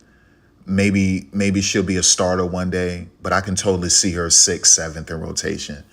Ashna Watkins, she might turn out to be an Elena Beard if she stays focused and diligent, committed with her defense, her rim running, And if she could, if you could, listen, before she set out, she started to shoot more threes, more mid-range shots. She was actually expanding her game every year. It's just that them handles needed to get better, and she did need to shoot more threes. But you can't take away her athleticism and her defense. And so with that, I think that a team will develop her. And I think Ashlyn, I mean, come on. Alana Beard made the Hall of Fame, y'all, because she was a great defender. And yeah, she was versatile, but she was a great defender. That's why she made the Hall of Fame. Okay, Breon January should be a Hall of Famer, and that's really off of her defense. Yeah, she could shoot, but her defense was everything. So I think Ashlyn Watkins, if she's committed, I think she could make the Hall of Fame as a great defender. And so we'll see where Ashlyn goes. We'll see what happens with Tessa, Chloe Kitts. Chloe Kitts, that three, she got to get a better three. I like that she improved her handles, but the handles got to get tighter, and she needs a better three-point shot. But she's more of a high post. She's a two-level threat. Now, I'll say that. Chloe Kitts is a two-level threat. She needs to be a three-level threat. And those handles got to get right. But I like the rebound and I like the defense. And so right now she's a two-level threat. She's marketable as hell. She's going to piss off a lot of white dudes who are racist because she's with a black dude. So she's going to piss them off. And I think her little sister is dating a black dude too. So whatever. She's going to piss off a lot of white dudes. But yeah, Chloe Kitts, she has potential. Totally has potential. Right now she's a two-level threat. And she's a good rebounder and a good defender. A smart player. The handle got to get tight, and she's got to start making threes. So yeah, I mean, you can't give her credit for Malaysia for Wiley anymore, because now this will be 2 years at LSU, and Dom was misused. Like, Dom was essentially mistreating her, disrespecting her, making her come off the bench. So they don't win that championship without Malaysia. That's a fact. Without Malaysia and Camilla, they don't win. And yet you got this chick coming off the bench. That's crazy. She's the most talented player on the team. It's not even close. Okay? Now, it doesn't mean that she got everything figured out, but in terms of raw talent, straight up talent, she was the most talented player on that team, period. So your job is to develop that talent. And Dom was like, you know what? I just want you to just come in a game and be a little drone. I want you to be one of my drones off the bench. That's not how you treat her. And then she goes to LSU, and she was just like, you know what? You know what I've been told? I've been told that it don't matter if I start or come off the bench, because how talented I am, they're still going to take me in the top 5. And that's what it is with Malaysia. A team is going to take her top 5 or something like that. So I guess she's like, it is what it is with me. Just give me this money and I'm going top 5. She's too talented to not go top 5. So, but yeah, I can't give her credit for Malaysia, because just like they won't give Mississippi State credit for Rickea Jackson. And Rickea Jackson spent 3 years at Mississippi State. They won't give her credit. They're saying she's a Lady Vol. They won't give Mississippi State credit for Chloe Bibby. They're saying, oh, she's a Terrapin. She spent 3 years at Mississippi State. So the fact that Malaysia only spent 2 years at South Carolina and now 2 years at LSU, I can't give you credit. They won't give us credit for Rickea, so I can't give you credit for Malaysia, right? And like, that's how I see it. That's how I see it. But yeah, Don, man, that's damn 64 points. What are we talking about? That's terrible. And I told you, Erica Wheeler robs people of money. She robbed this team of money. De'Erica Hamby is robbing teams because she's out of her prime. She's reached her ceiling, man. It's time for De'Erica to I think De'Erica should be a bench player. De'Erica should be a 6th woman or a 7th. She should be 6 or 7. I say a 6. Yeah, make De'Erica a 6 woman. De'Erica, to me, isn't starter material. Not for my team. That's not starter material. Okay. Now there will be games where she'll put up some big numbers. But me personally, I'm looking for dynamic players. And she's not a dynamic player, not now. So because of that, I'll use her as a 6 woman. I think she should be a 6 woman. That's just me. I like my team, you got to be dynamic. And at this stage in her career, I think she's a 6 woman. Now, don't get me wrong, De'Erica will put together some games where it's like, damn, that chick put up 25 and 13 rebounds. That's crazy. But to me, for me, she's a 6 woman. She's a 6 woman. Look at Emma Cannon, still stealing money.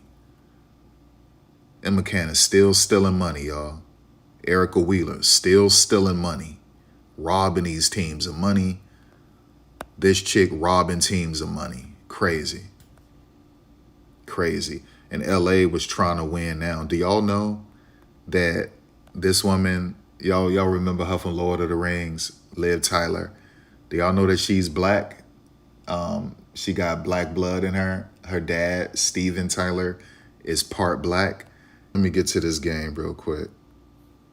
Let me get to this game. I was just trying to see, was I missing something? Was I missing something? All right, let me get to it. It's late as hell, but I gotta do what I have to do. So let me get this done. Let me get this done.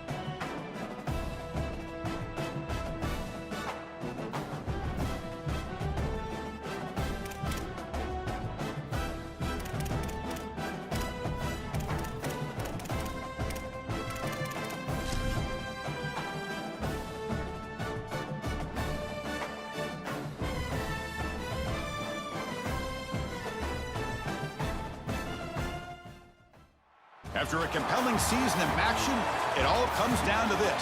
Two survivors to battle for the MAC Championship trophy. It's a collision with the MAC Championship on the line. It's the Buffalo Bulls against the Eastern Michigan Eagles. For EA Sports College Football, Chris Fowler along with Joel Klatt here in the booth, and joined on the field by Holly Rowe. Hello, Holly. Guys, I checked in with the Buffalo head coach before the game. He's talked about the importance of this MAC championship game. The MAC is such a proud conference with such great legacy and great tradition. This is their Super Bowl, their chance to really shine in college football. It all starts now with the kickoff, and Coach said, I want us to get out to a great start and show the country what we're made of. Back to you. Okay, thank you, Holly. And it comes out to the 25. No return attempted there.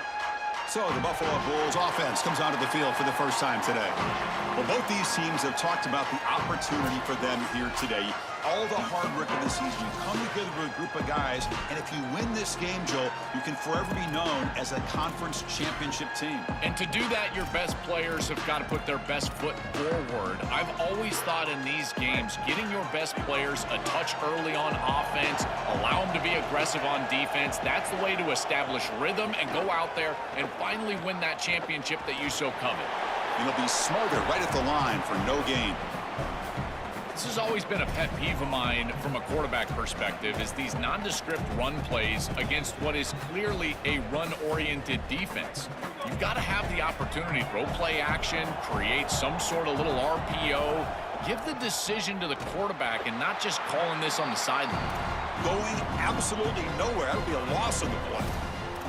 This is exactly what pops up on film in preparing for this defense. His recognition, getting into the backfield, stopping plays before they ever get started. Look how fast he recognizes what's going on and then his instincts to go make the tackle. To throw, it's right. On the run, he'll let it go. Catch made down the left side, an explosive play. And he's brought down, but it's a first down, spotted near the 41. And there's that connection that we've been expecting to see. That's something on film that really showed up, is this timing of the quarterback and wide receiver. And they haven't really established it yet today until here on third down. That's a good job. Maybe it gets them going here a little bit for the future. On 1st and 10, they'll look to throw it. Caught by the receiver. Chris, I'm pretty sure this quarterback saw the outside leverage of the defense, and he knew he could work inside with the inside receiver. The key here for the receiver is you've got to attack the inside shoulder of the defender, and if you do that, it's almost impossible to defend. That's a good completion and an easy throw for the quarterback. Tackle, but first down. Yeah, there you go. That's a nice completion by this quarterback, and he's able to move the chains here on this series. This quarterback just needs to continue to do this, find the open man, and hit him with the accurate pass. Fresh set of downs for the offense after that first down completion. Here's the snap. Quarterback looking to throw. The sure hands. It's Watkins. Defense shoves him out of bounds. Not much of a gain there. Defense all over that first down throw. Short gain makes it 2nd and 7. A play action looking to throw. Quarterback looks to his right and finds his man. To get him down quickly, not much of a gain on that completion.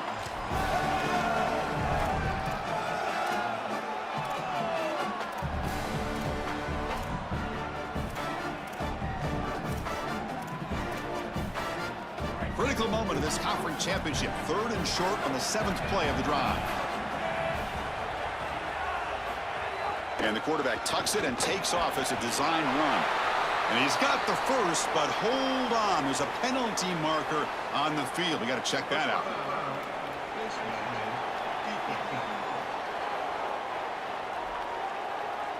That's a dangerous play. You've got to protect the player's head and neck area.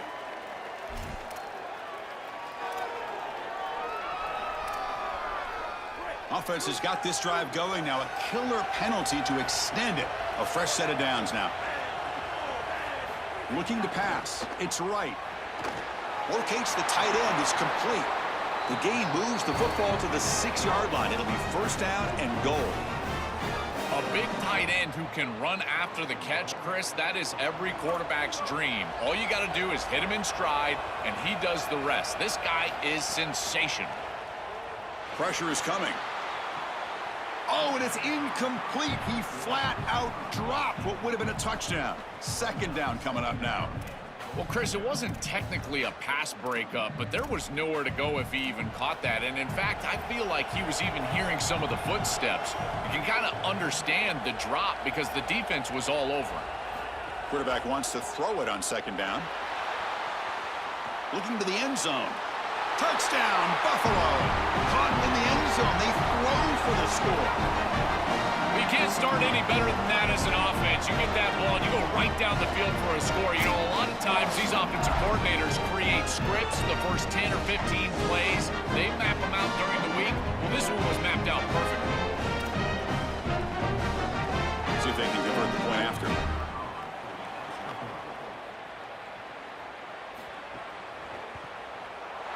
BAT is good. They jump in front 7-0. Kickoff team out there. They are fired up after just scoring a touchdown. Return starts from inside the 5. They'll be tackled at the 17. Strong job by the coverage team. So Eastern Michigan's offense makes their way onto the field for their first possession. Some of the impact players we expect to step up today. Look, their teams are in position to win a conference championship, Joel. It's time for these guys to perform. Chris, the reality is that if you performed really well during the course of the year, you're also a leader. So it's not just what you can do from a production standpoint, but when you get into a championship environment, how do you lead? What are the things that you do and say that elevates the play of your teammates around you? Caught behind the line. It's Blue. They'll drop him right there for no gain. That's great defense. This is what makes this defense so tough. Great zone coverage behind the play, forcing the quarterback to check things down, but then the key, tackle in space. They'll run it from the gun. It's a solid gain. Moves the ball out to the 28. You know, Chris, we don't talk about it a lot, but the quarterback's best friend is when he doesn't have to be great to move the chains. Here, they're able to hand the football off. The back is able to get across the line to gain, move the chains, create a first down. That's just like a gimme putt in golf for a quarterback. You don't have to think, and you're still moving the ball down the field. Well, this is exactly what you need to do on first down is continue to stay on schedule and keep your quarterback out of those long yardage passing situations. The run game is doing a good job, and you got to give the credit to the offensive line. Continue to churn yards on first. Second down, we're going to throw it. Oh, he's got it. One-handed grab. Defense surrounds him. Just a short gain on that completion. I love these drag routes from the slot receiver, and it takes a wide receiver that has a feel for space and coverage. He's got to understand whether it's man or zone. If it's man, put your chin in your shoulder and keep running through the green grass. If it's zone, settle down in the soft spot and give the numbers to the quarterback. The stop made at the 45, but enough for a first down. The defense has got to start committing more guys to stopping the run because on these quarterback runs, think about it, Chris, you're adding a hat as the offense, and that's why it's such an advantage.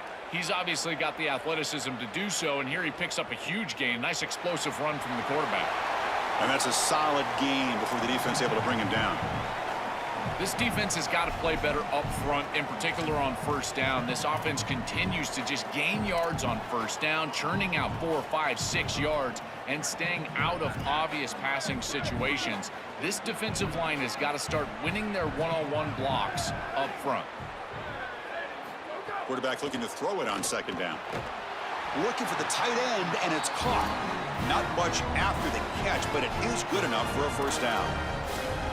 Chris, give credit to this quarterback and this offense. They continue to be patient and just continue to make first downs and now getting the ball across the 50, clearly now in scoring range. And as a quarterback, you've got to think to yourself, no sacks. You can't take a negative play and knock yourself out of field goal range. And tackled after a small pickup there. Well, now this defense is in a perfect situation. You're creating an obvious passing situation for the offense, and you can get these pass rushers going. Get them out on the edge, let them get after the quarterback, and create havoc in the backfield. He stopped right at the line. That's sure tackling.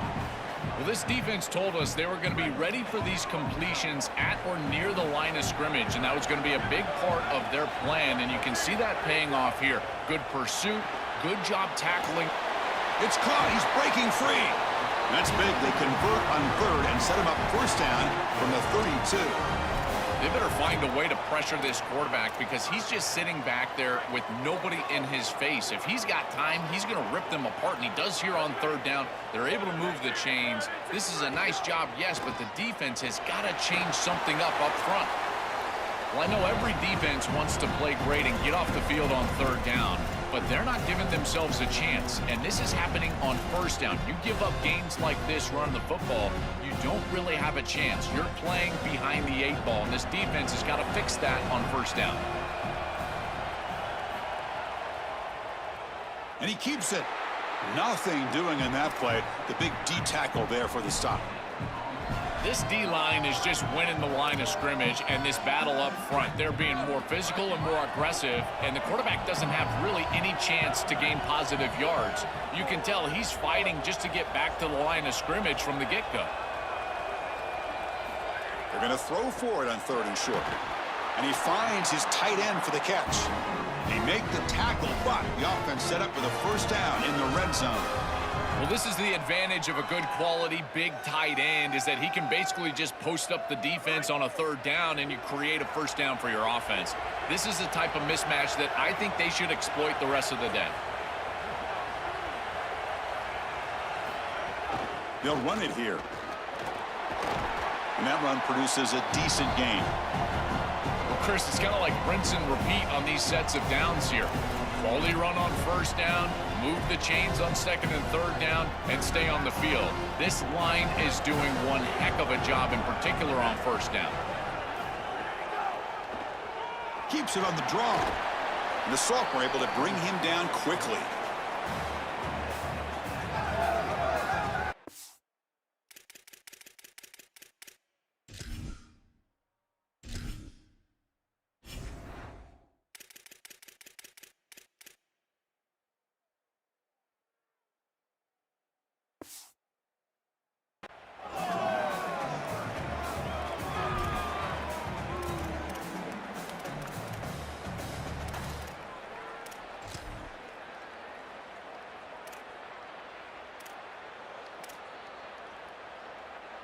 Can they convert here on third down in the red zone? This is a 4-point type of play, touchdown or field goal. The offense will call time. They want to think it over before this 3rd and 1 play. Now left with 2 of them here in the first half.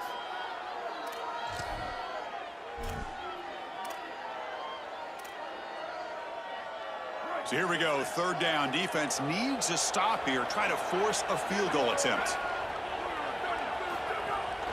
Try and muscle for the first down. Brought down, but it's past the line to gain. Chris, I think they need to be aggressive here. What does a field goal really give you? It doesn't give you anything, but you've got a chance right here to tie this football game up with a score. You've got to take that chance. You don't know how many possessions you're going to have. Touchdown, Eastern Michigan. He runs it into the end zone.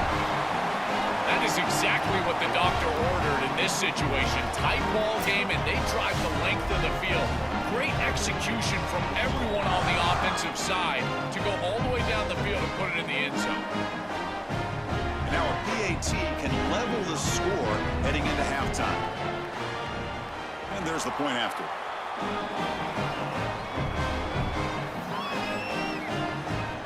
So after putting up the touchdown, the kickoff team is out there to boot it away. Returner decides to field it. He'll be tackled at the 17. Strong job by the coverage team.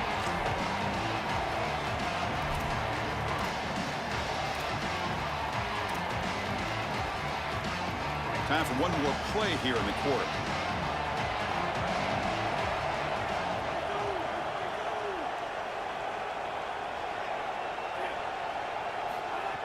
Takes the handoff. It's Chambers. And they make the stop, and that'll bring the first quarter to an end. We are deadlocked at the end of a fun, competitive first quarter. Let's check out the stats so far.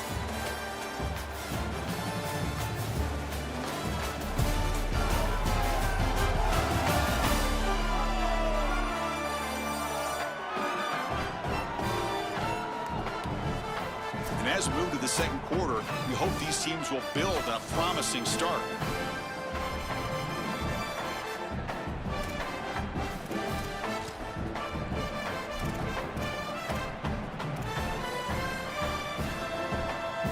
Offense getting set for a second down here to begin the quarter. Looking to pass. It's right. Here comes the rush. And it's incomplete. He just missed his target, overthrowing it. Just not quite on the same page. There are some days you get to the park and it's just not working, and this is just an incompletion that I can't explain. So a tricky situation here. Third and very long inside your own 20.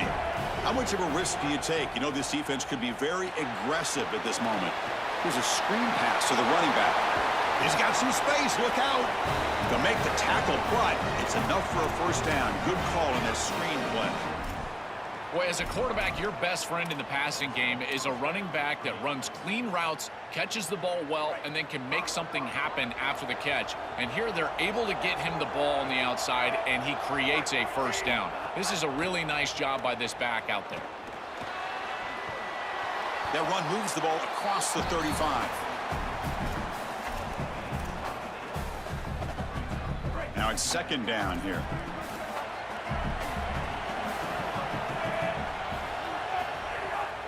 It's a bootleg looking to throw. Oh, the pass rush gets home. This coaching staff told us they had to be prepared to face play-action pass, and here it is.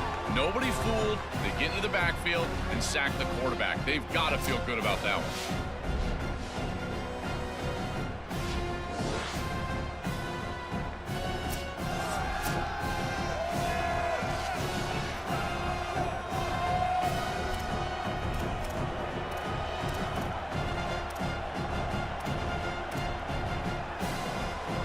So here comes third and long, trying to overcome that sack. This is going to be really difficult.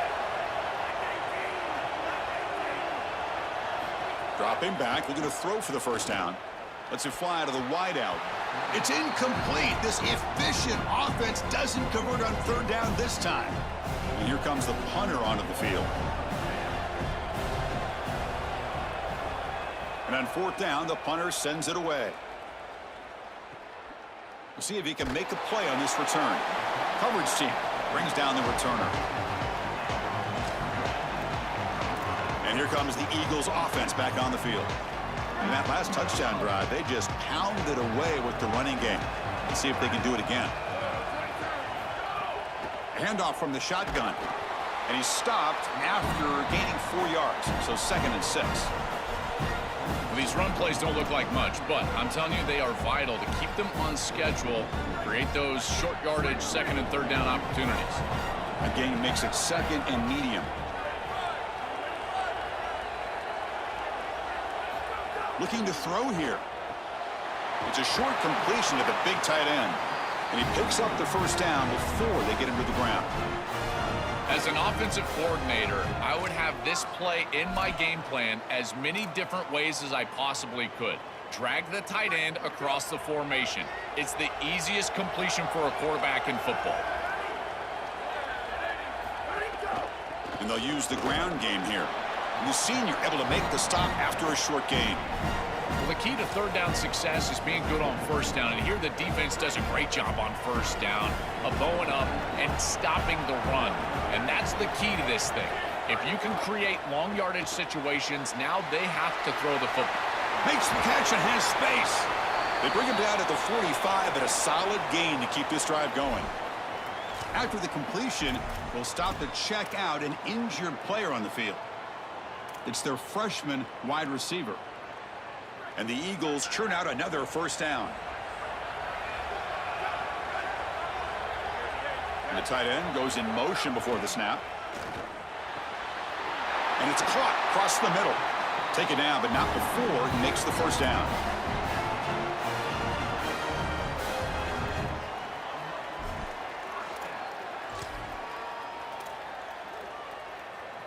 And the Eagles come to the line to start a fresh set of downs.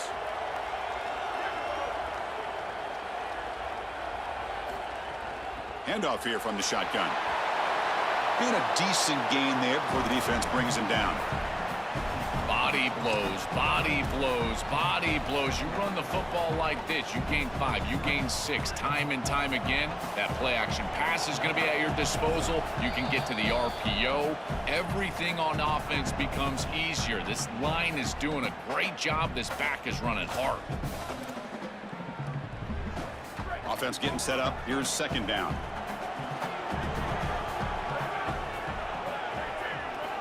From the gun, he looks for an open man. And a short pitch and catch to the tight end.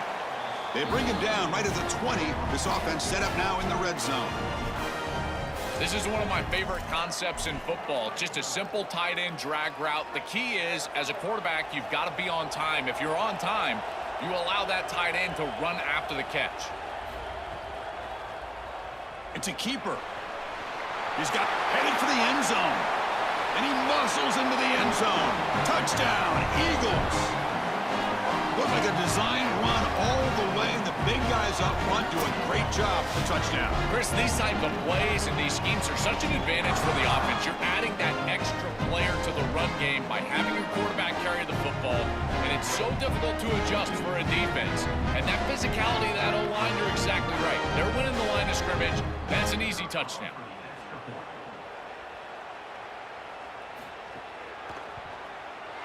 PAT makes it a 7-point lead. Got momentum after scoring that touchdown. Now the kickoff team out there to kick it away.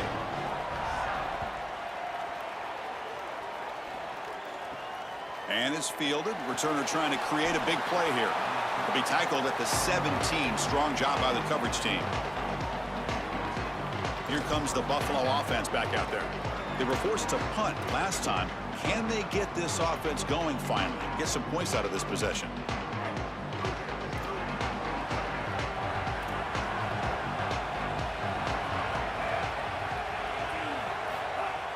Off the play fake, looking to throw. Grab down the middle. It's Watkins. They've got him, but not before making first down yards. They'll move the ball to the 41. That's a good find by this quarterback to move the chains and create another first down. And now you got to keep this momentum going. Take this ball and try to move it all the way down the field and put it in the end zone. They'll actually lose yardage after the catch. The defense all over in that time. This is great recognition by this defense. They see the wide receiver screen. They're able to pursue out and get the tackle for loss. They have been running side to side as well as anybody today. I think that the offense needs to get downhill in the run game and run right at them. Caught in the backfield. It's Chambers. Nowhere to run. They'll corral him for no gain. Well, pursuit is the name of the game for the defense, and here they cover the flat so well against that back. The quarterback has nowhere to go with the ball down the field, and he's trying to just check it down and allow his back to make a play. The defense had none of it. Good open field tackling out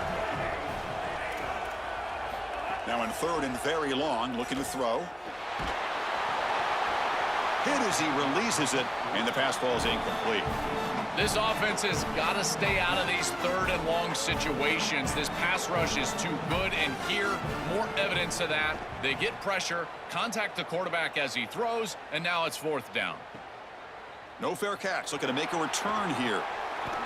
Returner brought down, sets up the next drive.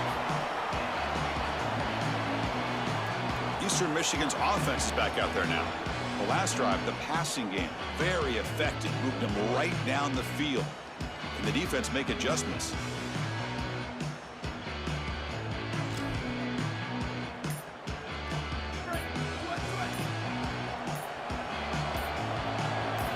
Looking to throw it on first down. Short connection to the tight end here. Then he'll run out of bounds after picking up a few yards on the play. A solid gain of 7 on the completion sets him up now 2nd and 3. From the shotgun, it's a handoff. They make the stop, but not before a solid gain that time. Chris, there are some players that when they have the ball in their hands, they just hate to be tackled. And that's this guy. He's always fighting for extra yardage, and here he's able to get 2, 3, 4, 5 extra yards after contact. Stopping the run is about being sound fundamentally and schematically. You got to be where you're supposed to be in your gap, but then you got to fight. And this defense is fighting off blocks, making tackles. They're doing a really nice job. Looking to pass here on second down. Grab behind the line. It's Blue. Brought down. It crosses midfield to the 46. It is such an advantage for an offense to have a running back that can get on the outside and catch the football, in particular when a defense wants to run man coverage. You can see this is a mismatch here. He's faster than the linebacker, and he gets the ball and gets a nice gain down the field. And the Eagles' offense is on the move now. The back's got it. They'll stop him behind the line for a loss of 1. I think the mark of a great defense is not just a defense that can get off the field and create stops, but it's also a defense that builds into those stops. For me, it's negative yardage plays. When you can go out there and create a loss, a tackle for loss, now you're really doing something. They're able to do that right here. They stopped the receiver, but that's a solid gain on that play. We've reached the 2-minute timeout. We'll see if the offense here can build on this lead before the break.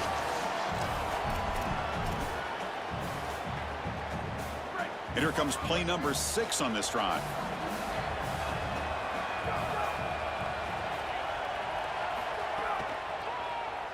He keeps it. QB draw. And they get the conversion there. First down now from the 33. These are those little body punches in a heavyweight fight. You get a first down with the run game. The defense starts getting frustrated. Watch those safeties. If they start creeping up near the line of scrimmage, now you've got them as an offensive play caller. You can get to the play action pass and take a shot over the top. Stopped short of the marker after just a short gain. Oh, that's a really good job by the defense. Being gap sound, there's nowhere to go for this running back because of the fundamental football being played on the opposite side. This defense is where they need to be, and then they're making the tackle. Really good job defensively. I really like the mindset of this quarterback. Take what the defense gives. You don't have to press the ball down the field all the time. Important moment here in this championship game. 3rd down and short on the 9th play of the drive. Out of the gun now on 3rd down. Quick throw to the left side. He makes the grab. Down quickly after the catch, but the ball at the 14 sets up the red zone opportunity now. Well, this is a great job by this offense of just taking what the defense is going to give. If there's off coverage, just throw that out route right underneath the corner, and it's an easy pitch and catch for a first down. Looking to throw it from the red zone. It's a screen pass complete to the running back. And the defense swarms, not much of a gain on that completion. Chris, I think it's very difficult to run a screen pass into man coverage because this defender is just keying on the running back the entire time, so he's at the catch point when the ball arrives. It's a good defensive call, there's no doubt, but I think that they need to audible out of this play once they see... Touchdown, Eastern Michigan. They finish off the scoring drive. Chris, this group is so good. You give them just a little bit of momentum, they're going to take it, they're going to use it to build a big lead, and that's what they've done. And now this is a precarious situation. Unless you get a score going the opposite direction, this one could get out of hand. They're setting out to try the PAT.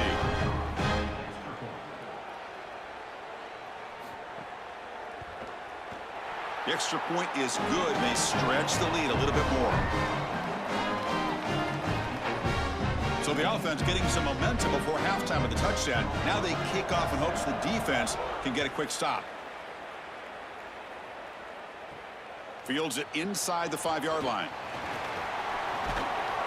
Not much on the return. They'll stop him at the 24. Good coverage. Here comes the Bulls offense back onto the field. The last possession, they were forced to kick it away. Can they finally get things going this time? So they start the drive looking for some late fireworks here, less than 30 seconds before halftime. Dropping back, it's right. He bought some time, now lets it go. Delivers from the pocket, complete over the middle. And the Bulls will take their first timeout of the half. They have 2 more to work with before halftime. They look to throw it here on 2nd down. but they can't make the connection. Ball's incomplete. It really comes down to rhythm, Chris, and right now it just doesn't feel like the quarterback is in rhythm. Listen, it's there. They can complete this ball, but again, just not on the same page. The pocket breaking down. Pass is incomplete, but there's a flag. This is a big call coming up.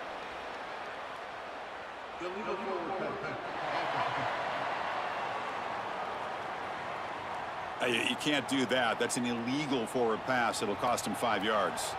Special teams on the field now. Here comes a punt. And they'll kick it away here. And we'll see what he can do on the return. Great move there. Goes out of bounds, but a solid gain that moves the ball outside the 40.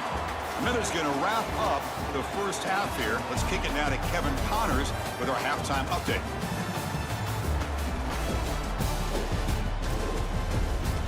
Thanks, Chris. A great regular season, and now an entertaining first half in this MAC championship. Back and forth we've gone so far, and these numbers, it's funny, third down conversions don't always tell the story. Maybe staying out of those situations in the second half is the safest pathway to victory. That said, let's get back to the field and our guys in the booth to start the second half.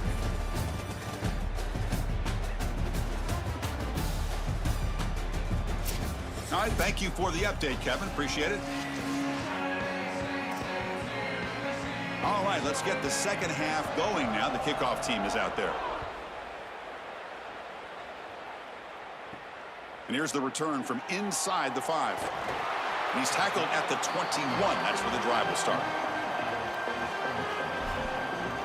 Set for the second half kickoff, but first let's check in with Holly Rowe on the sideline. Coach Lembo told me at the half, this team has found some positives with their 3-game winning streak, but right now they haven't done their job on defense. They get an opportunity now to change that, grab some momentum. We'll see how this goes to start the third quarter. I'll keep you posted on how things develop on the sidelines. Guys? Thank you, Holly. We'll keep an eye on that. That's really solid defense, being gap sound here in their defensive front 7. And they're doing a great job against this run game. They knew that that was going to be a point of emphasis here today. They wanted to stop the run first, and they're doing that. The receiver grabs it.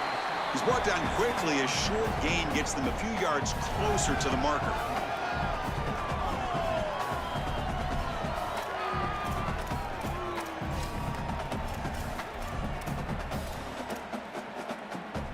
Offense looking to convert on 3rd and short from the 27. They'll hand it off.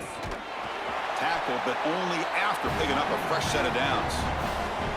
They continue to feed the running back, who's been a big part of building this lead. Joe, you wonder at halftime, is the defense going to do something to try to contain this guy, slow him down anyway? Chris, I certainly thought they would adjust on that defensive side like you suggest, but if they don't, why not just feed him?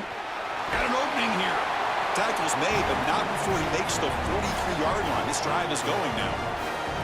They continue to lean on the running back. He's had a solid game. And when you're ahead on the scoreboard, Joe, you love to be able to just turn and hand the ball off to a guy like this. Well, Chris, this is certainly their DNA as a program. You're going to try to ride those body blows that you had early in this game to more sustained success later in the game. Look for them to continue to lean into this run game. And as we've seen in previous weeks, that's when they really start chewing up the yardage.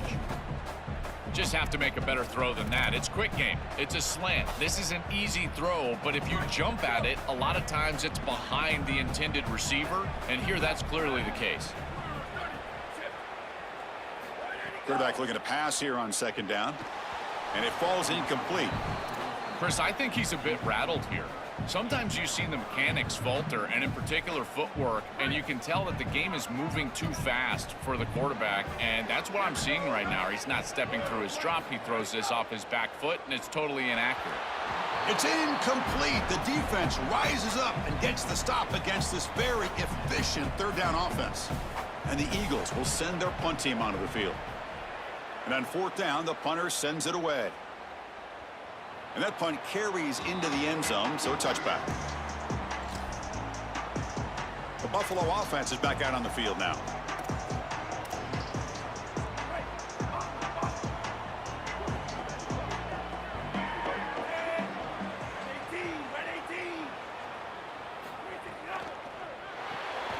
Quick throw to the right. It's caught.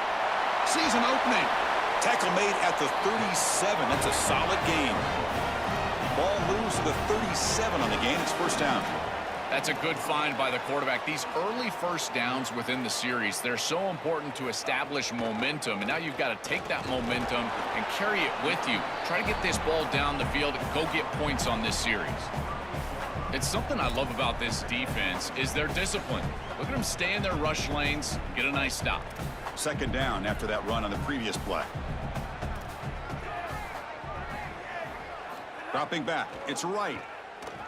Looking for the wideout. That's going to be incomplete. A lot of contact. No flag. Brings up third down. Well, we've seen it all day long. This defense is right time, right place. And again, they hold them. It has been a frustrating day for this offense. Third down. The offense desperately needs a conversion here, trailing in the third quarter. Dropping back. Looking to throw for the first down. Oh, and he misfires just beyond the receiver's grasp. And the punt team now on to kick it away. I tell you, you got to play well on third down. That's the money down for a quarterback. To be honest, Chris, I don't really care what a quarterback does on first and second. He's got to be great in situations. And one of those situations that I think about is third down. Unable to connect here, and now you got a decision to make on fourth. Here comes the Eagles offense on the field. They're trying to build on their lead. They were forced to punt on the last possession.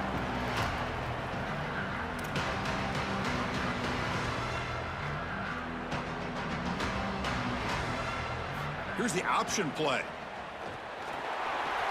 That's a nice wrap up there by the junior. Well, Chris, this defense is doing a really good job of being assignment sound. The quarterback has nowhere to go. He can't really get the edge. He's got to dive up in the middle of the field. This defense, if they continue to do this, they're going to have a good day. Picks up a short gain, but is swarmed by the defense flying to the football.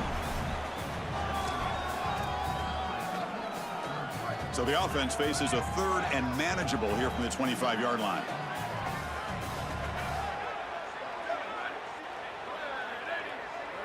Looking to pick up the first down through the air. It's incomplete. This efficient offense doesn't convert on third down this time. And the Eagles will line up to punt it away. Looking to flip the field here. See if he can make something happen with the return. The coverage team able to bring the returner to the ground. And the Bulls offense is back out on the field. The last drive they came up empty, had to kick it away. Can they come up with something here?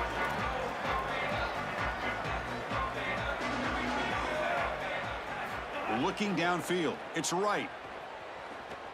Fires it on the move. What a catch! Tackle made after a solid gain. They'll spot the ball at the 34. The drive stays alive with that first down completion. They keep him guessing with a run. They'll try to run inside, but nowhere to go.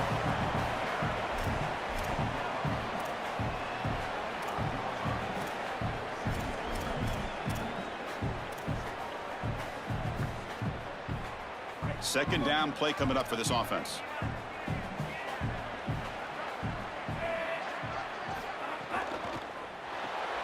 Off an RPO, the quarterback looks to his right.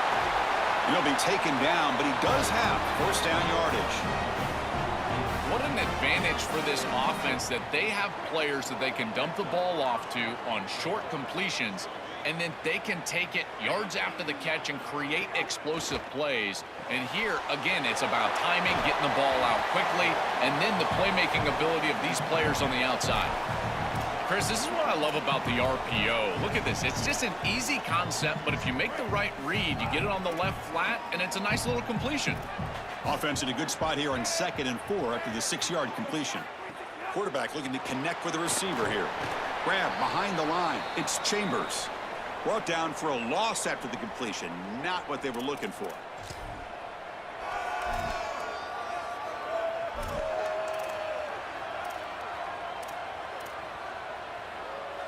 Offense been in reverse here. Now a long way to go to convert this third down. Looking to throw yet again. That pass is incomplete. Unclear who the intended receiver was that time. The punt team making their way on the field. On the kick now for the 5th time today. And at 4th down, they'll punt it away here. And the punt heads out of bounds. They're going to spot this very near the goal line. The Eastern Michigan offense back out on the field now. They're looking to build on the lead. They had to punt the football in their last possession. So it's 1st and 10 inside the 5. How does the coaching staff play this? So they run the ball to get some breathing room, or will they trust the QB and be more aggressive here? And with nobody open, he chooses to just throw it away.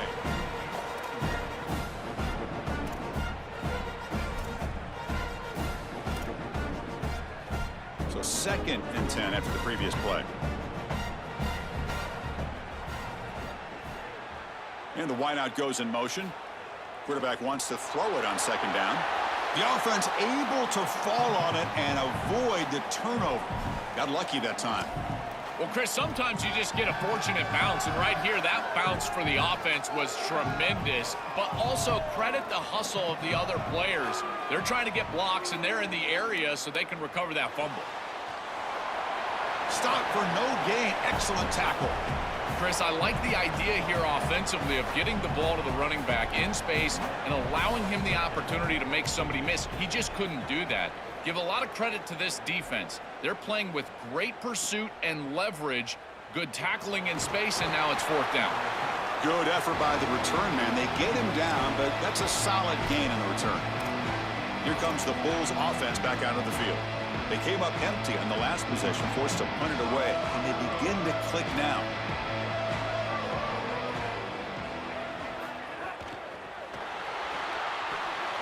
Opening play of the drive, quick throw to the left. They bring him down, but a solid 9-yard gain sets up a 2nd and short.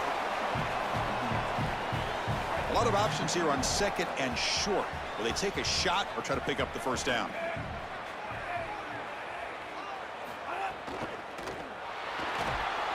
Swarm for the pass rush, a sack. This is a no-chance play as a quarterback. This defensive end is getting off the ball so quickly. He is electric. That first step, he gets to the quarterback so quick, he's got nothing to do but protect the football, and thankfully for the offense, he's able to do so.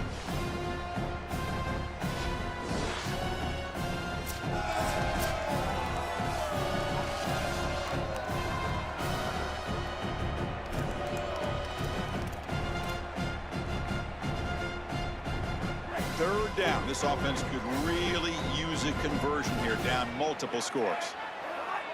On the flag is out before the snap. The defense may have been a little bit over-eager that time.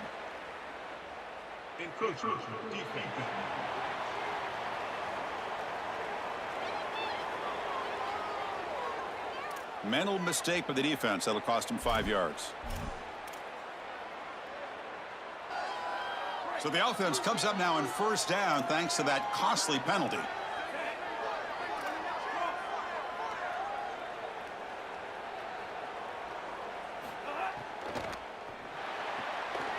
Thrown quickly, caught in the right flat. The 8-yard completion makes it 2nd and 2. The opportunity for the play caller here to be a little bit aggressive. Movement here from the tight end. And the pass is complete to the tight end.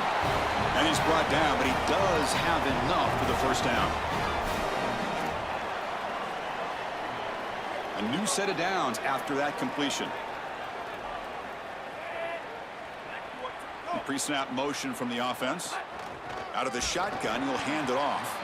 Nowhere to run on that play. They've got him in the backfield. That's a loss of a yard. Boy, really good job by this defense. Look at him just swarm the ball carrier. He's got nowhere to go. It's just really a no-chance carry for the ball carrier, and a great tackle in the backfield. To throw, it's right. Catch made on the sideline, and he stays in bounds.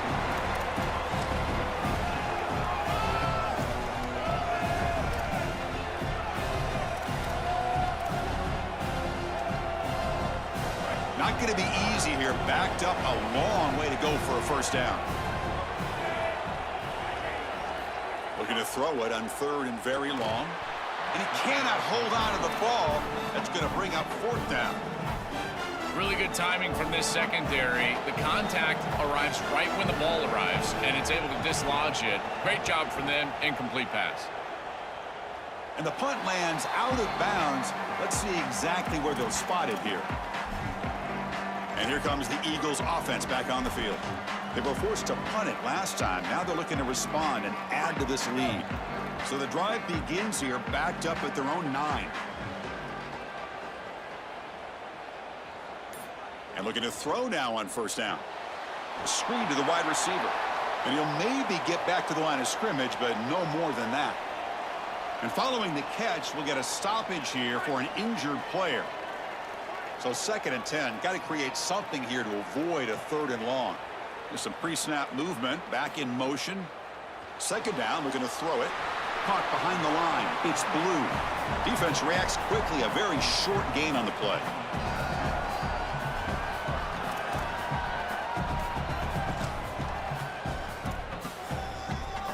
They're backed up here trying to make something happen on 3rd and long. Dropping back, looking to throw for the first down. Fires it to the wideout. But it's incomplete. They miss an opportunity, and now it's 4th down. And the Eagles will bring their punt team onto the field. He's on to boot it away now. They'll kick it away here. We'll see what he can do with the return. Oh, he's got a crease here. Look out. They finally get him, but he found a nice lane in that return, and that means good starting field position for this drive. Here comes the Buffalo offense back out there. They were forced to punt it away last time, so let's see if they can get clicking in this possession. Looking downfield. It's right. Delivers quickly to the left side. And the pass is intercepted. A takeaway for the defense. Brought down after the return, but a huge takeaway at this moment. Chris, I think the true measure of a quarterback is not how you're playing when everything's going well, but how quickly can you bounce back from a mistake. And here, interceptions are going to happen. But what does the quarterback do moving forward? How quickly can he get back into rhythm?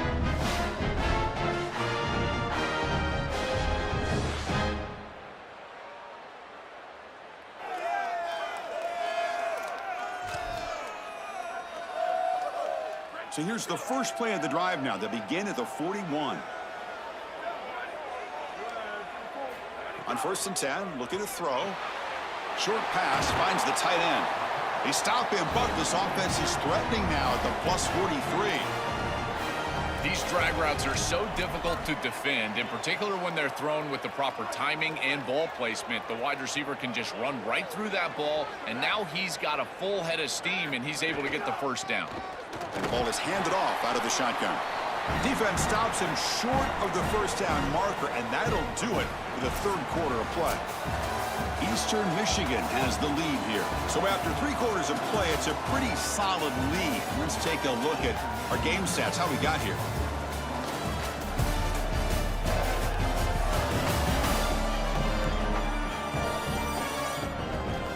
And now entering the final period of play, is there an epic comeback in store? We're going to find out.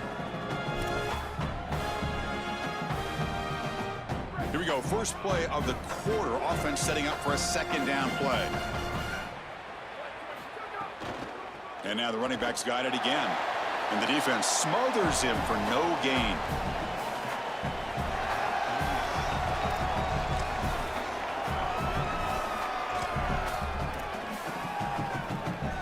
So the offense getting set. This is not where you want to be against this defense. 3rd and long.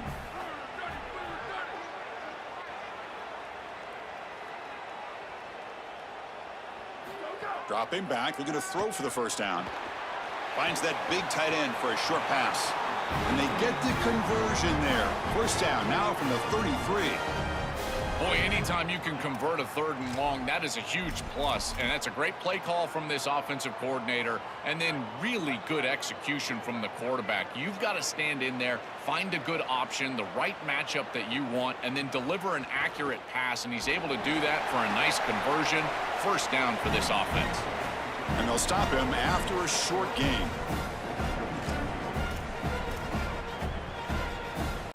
Second down after that previous play.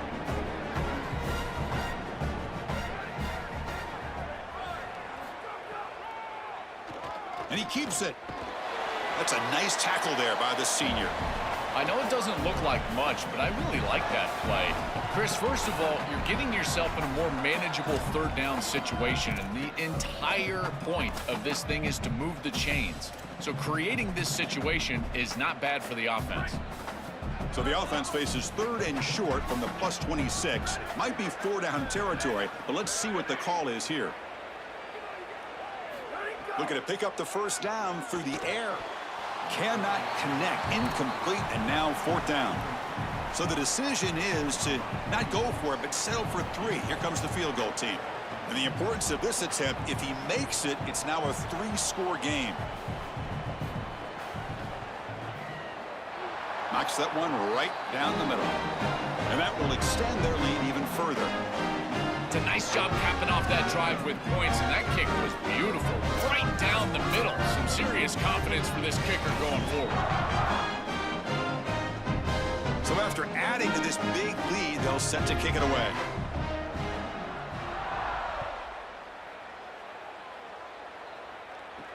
He'll return it from inside the 5. Stop at the 22. That's pretty solid coverage there. Here comes the Bulls offense back onto the field. Let's see how this quarterback responds. Remember, an interception on the very first play of the last possession. To throw, it's right. Makes a quick catch. To get him down quickly, not much of a gain on that completion. They get just 2 yards on the pass play. Now it's 2nd down and 8 coming up. He's looking to throw. Caught near the sideline, but just a short gain.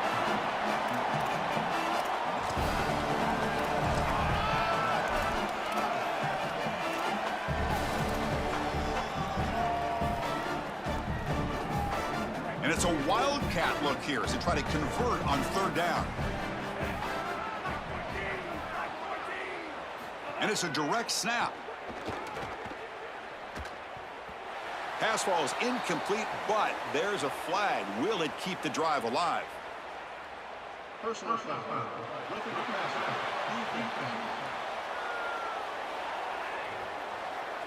Obvious call there. You cannot rough up the quarterback like that.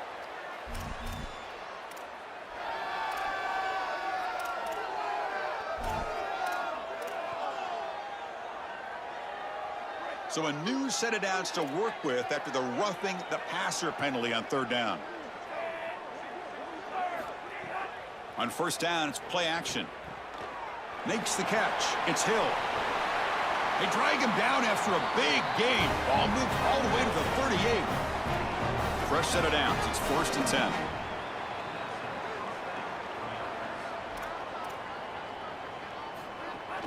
An inside give now from the shotgun. Well, we knew that they were going to try to get this wide receiver the ball in creative ways. Here in the run game, I really love this design, but the defense was also ready for it. If we know what's coming, certainly they do, and they were ready for that play. To the air, it's right. Caught over the middle, it's Watkins. Defense makes the stop very close to a 1st down. We used to call these slant routes from the inside receiver a lookie. And the reason is it happens so fast that all you've got to tell him is, hey, bud, you better look real quick. He's got space. Putting toward the end zone. Touchdown. Bolts. Powers into the end zone. Well, this is what makes him such a great player is that once he breaks that first level and he gets to the 2nd and 3rd level, he's just so elusive and he's so explosive, and the defense just cannot corral him, and he takes off for a big touchdown. This guy is just electric on the outside. What a great back.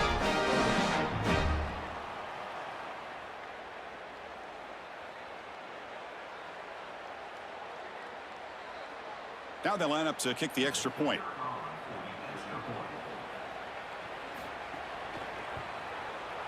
PAT up and good. They get a little bit closer. Kickoff team out there. They are fired up after just scoring a touchdown. And it's fielded. Returner trying to make something happen. And the returner will be brought down. Holly Rowe has a report now from the sidelines. Holly? Guys, on the Eagles sideline, this team is starting to really get excited. A conference championship has been their goal from day one of this season, and now it is within their grasp. Guys are starting to really celebrate. Fans are starting to celebrate as they see what's ahead. They do want to close out this quarter strong, make sure they're taking care of business, but the excitement is starting to build down here on the field. Ice? All right, thanks, Holly. Good stuff. That is way too easy. This defense has got to adjust on first down. You've got to get up there and stop the run. If you can just hand the football off on first down and get first downs, it's going to be a long day for the defense. Defense makes the stop after a 5-yard gain, so 2nd and 5. This defense is going to have to answer for what's going on with this offensive line in this run game. You cannot sit there and give up 5 and 6 yards on these run plays. You're going to have to commit more resources. Expect the safety to get up near the line of scrimmage.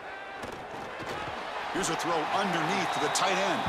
Defense surrounds him. Just a short gain on that completion. Short completion. A 3rd down play coming up.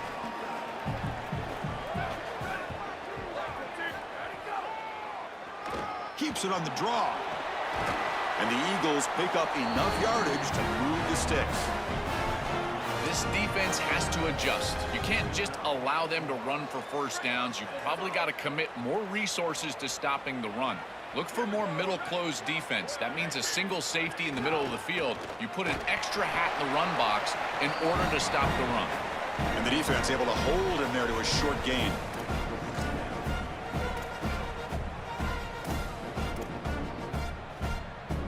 Second down after that run on the previous play. And the quarterback looking to make a play through the air. To the 45. That's a solid gain. Moves the ball into enemy territory. First down now at the 40. After the completion, will stop to check out an injured player on the field. It's their talented freshman running back. We'll try to get information for you as soon as we can. And the Eagles have 1st and 10 here. Here's a carry for the fullback.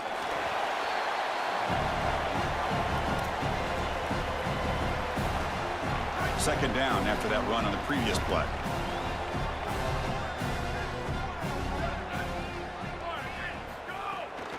Leaning on the run game here late.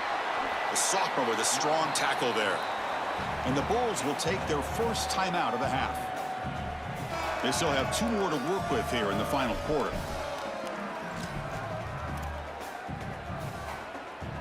They come to the line, a long way to go for the first down, but needing this crucial conversion right now. And he'll drop back here on 3rd down. That one is incomplete. The defender was right there, and it brings up 4th down now. So the decision is to not go for it, but settle for 3. Here comes the field goal team. This is a daunting attempt from 54 yards out. Let's see if he's got the leg. Makes it look easy. And they add to their lead. What a weapon he is to roll out there and hit this massive bomb. I tell you, as a quarterback, that is just such a relief knowing that you don't have to get that ball inside the 30-yard line for field goal range. All you've got to do is get it close to the 40, and you can trot your guy out there for a kick. They come away with 3 points on the drive, and now the kickoff team will boot it away.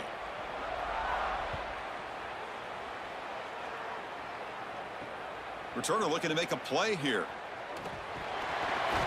He'll be tackled at the 17. Strong job by the coverage team. The Buffalo offense is back out on the field now. Time running out in this conference championship game. This is a desperation drive right here. Got to score.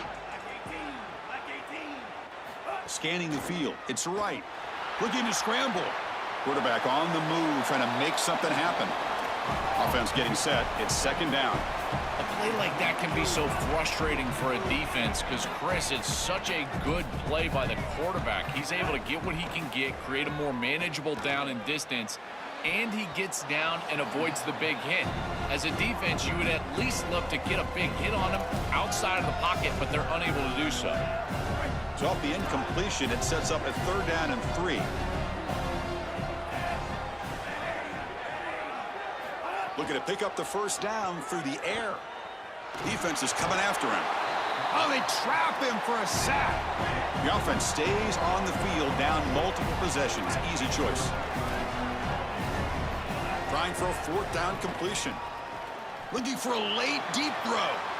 Oh, and it's incomplete, and the drive ends right there. It's the 2-minute timeout as the offense tries to put the finishing touches here on a lopsided victory. Eastern Michigan's offense is back out there now. They were fortunate to get points on the last possession because of a long-range field goal. They give it to the big fullback here. Stopped right there at the line, no gain. Timeout taken now by the defense. That's their second. They've still got one more left to work with.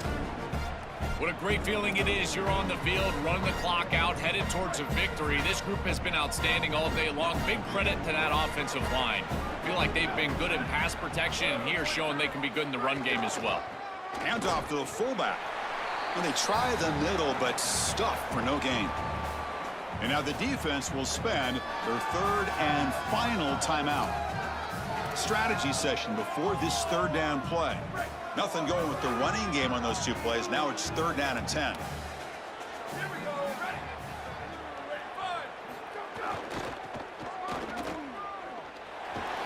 Brought down short of that first down. It's going to set up a 4th and 4.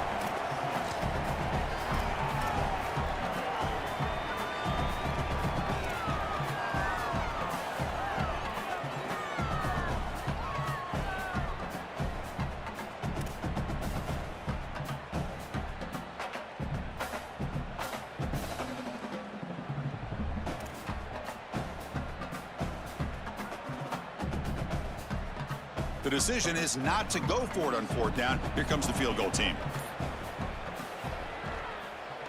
And it's good right down the middle. And that will extend their lead even further. It's a nice job capping off that drive with points, and that kick was beautiful. Right down the middle. Some serious confidence for this kicker going forward.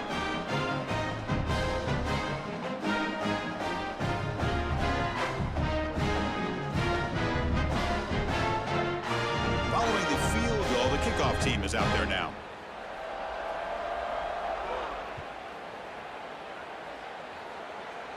And he'll lead the kickoff right there. He'll start from the 25. And the Bulls offense is back out on the field. Any hopes of a conference championship depend on scoring and scoring quickly. Can they make a play? In the first play of the drive now from the 25. To the air. It's right. He escapes the pocket. Extending the play now. Quarterback gets down to avoid the big hit. The clock is still running. They got to get set quickly. Good scramble by this quarterback. I know it doesn't pick up a ton of yards here, but you're creating a more manageable down and distance, and you're getting down and avoiding the hit. It's a really good job managing the game and managing the hits that you're going to take throughout the game. First down, clock stops for a moment, but no huddle here. They've got to hurry. When you talk with quarterbacks, and in particular quarterback coaches, coordinators, play callers, they'll tell you that the mark of a great player at this position is a guy that can pick up 2 to 4 first downs with his legs. Sometimes it's not always going to be a quarterback run designed by the play, but the ability to improvise, get on the outside, and move those chains. What a beautiful job. The defense grabs him after the completion is just short of a first down. Third and short, they'll try to throw for it here. He's running out of time here. Oh, and he's swarmed quickly. It's a sack. So down by multiple possessions here. The offense will try to convert here on fourth down. Here's the snap. Quarterback drops back. Throws to the tight end. Oh, it's picked off. What a play. Oh, he's bringing it back. And he's in the clear down the right side. End zone ahead. Touchdown, Eagles. The defense produces 6 points. And what a moment for this defense. They've been getting picked on. Finally, they said enough is enough. They're targeting the same receiver. We're going to make you pay for it this time. Chris, you're 100% right. They just went to the well one too many times. You can't go back to the same receiver over and over again. The defense made an adjustment, and that adjustment paid off with a huge pick and a touchdown. That is a terrific job by these defensive backs. quarterbacks understanding what they were seeing and then adjusting on the fly. And now the try here for the extra point. And the kick is up and good. They tack on a point to their lead. So after putting up the touchdown, the kickoff team is out there to boot it away. And he takes this from inside the 5. And the returner brought down by the coverage team there.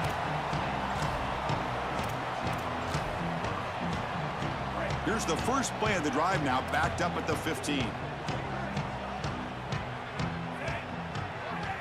Back to pass. It's right. Looking deep for late-game heroics. And it falls incomplete as the clock hits 0-0. That's it. Game over. Special seasons have a way of bringing out the best in teams. Now they can call themselves champions of the MAC. Not easy to do. But we'll have to wait and see if the committee invites these MAC champions to the college football playoff. One final salute for our conference champions today, and we'll see you at the college football playoff. For Joel Klatt and Holly Rowe, I'm Chris Fowler. This has been another presentation of EA Sports College Football.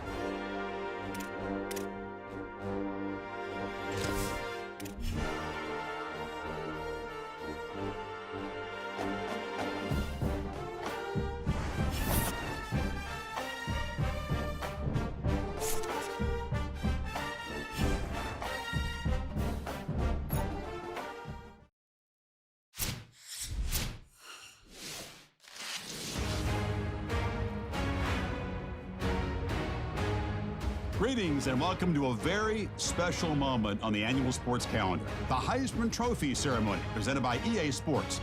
Inside the Tiburon Theater, I'm Chris Fowler. So proud to bring you Heisman Trophy night every year. So many memories come out of this night. Each of these guys have hung out together, got to know each other better, but ultimately, the night's going to belong to one guy. One name will be read here, and one man will have that life-changing moment and forever be known as a Heisman Trophy winner. These are nervous times for these guys. The announcement just moments away.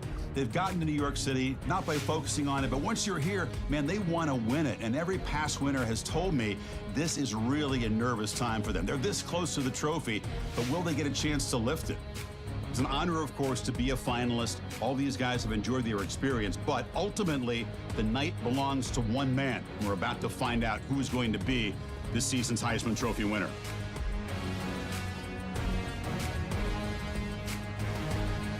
And one more look at this year's Heisman finalist. One of these guys is about to experience a life-changing moment. Okay, we've kept them waiting long enough. All of us want to know who is going to win the trophy for this season. And here we go. This season, the Heisman Memorial Trophy is awarded to senior quarterback out of Boise State.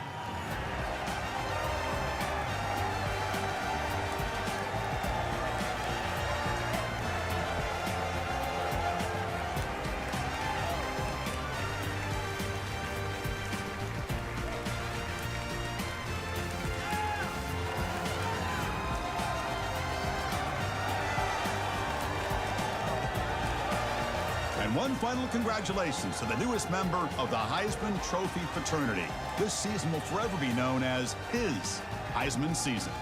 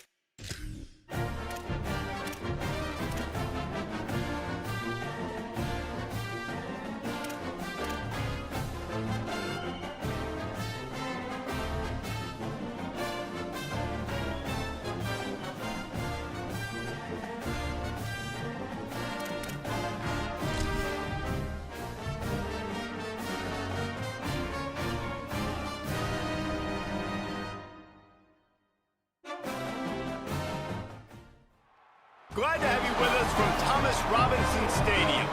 A couple of teams hoping to head into the offseason feeling the momentum of a victory in the Xbox Bowl. It's the Eastern Michigan Eagles and the Iowa Hawkeyes. Reese Davis, David Pollack, Jesse Palmer with you, and Holly Rowe is down on the sideline. Hello, Holly.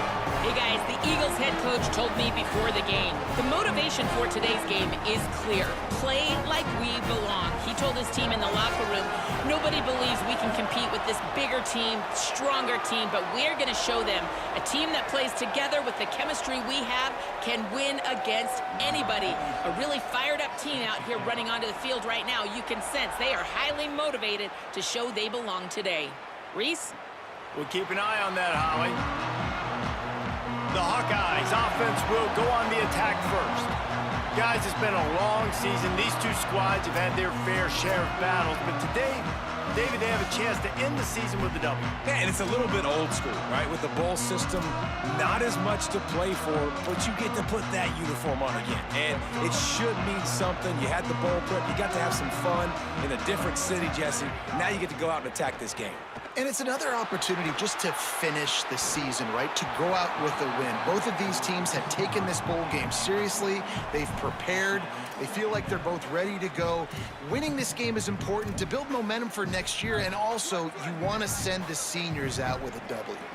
Behind the chains now on 2nd and long. On the run, it's Phillips. Crosses the 30 to the 31, a 6-yard gain. It's got to feel good as an offense knowing that early in the drive you can turn around, hand it off, get a push up front, and go get positive yardage. Now they'll face 3rd and 4 in their first possession of the game. From the gun, wants to pass. Finds his man. Really nice job there to pick up the first down and get it to their own 41. He might have expected to see this DB up in his receiver's kitchen. Instead, nice little zone, and they pick up the first. Man, offenses are getting so good, Reese, at seeing the holes in the zone, knowing you're in zone, knowing where to sit down, how to make it an easy pitch and catch for the quarterback, and that's what it was on 3rd and short. Last play was a near disaster, now dealing with 2nd and 13.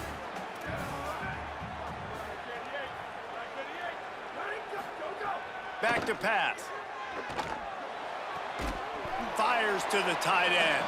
The defense wouldn't let him loose there, and it was a completion, but they lost yardage. Well, they're able to find the tight end for an easy completion, but good job tackling, not allowing him to get the first down. They might want to find a way to put it in drive and go forward. It's 3rd and 16. Wide receiver comes in motion.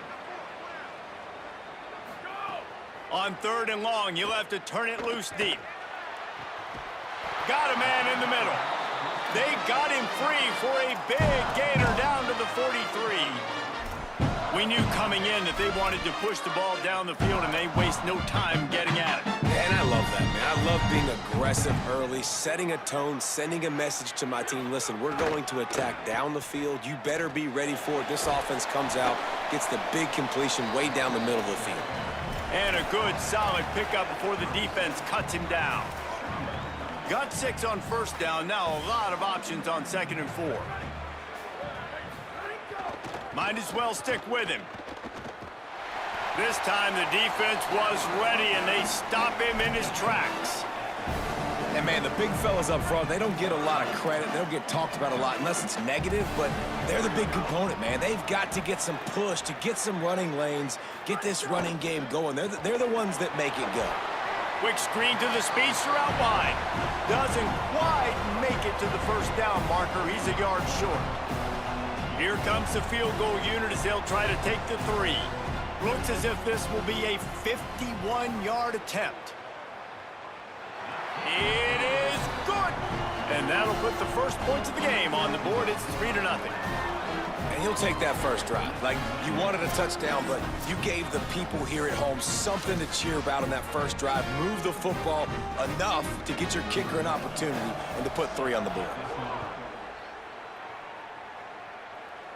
And no chance at a return here. They'll start this drive at their own 25. So Eastern Michigan's offense gets to come out for its first possession of the game. Let's take a look at our impact players.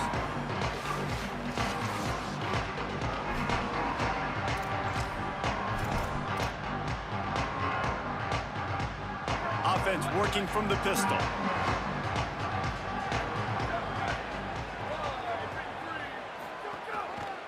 Gonna run it. It's Blue. Oh, he's got some space. That's the kind of play that can really get you going as they get it out to the 36. I'll tell you what, a few more runs like that, and defensively you start thinking more guys in the box, more big guys. I better stop this guy because he's unbelievable. Just a great job breaking off the big run, and the OC is going to give him the ball some more. And that incomplete pass caused by the big hit on first down. Second down coming.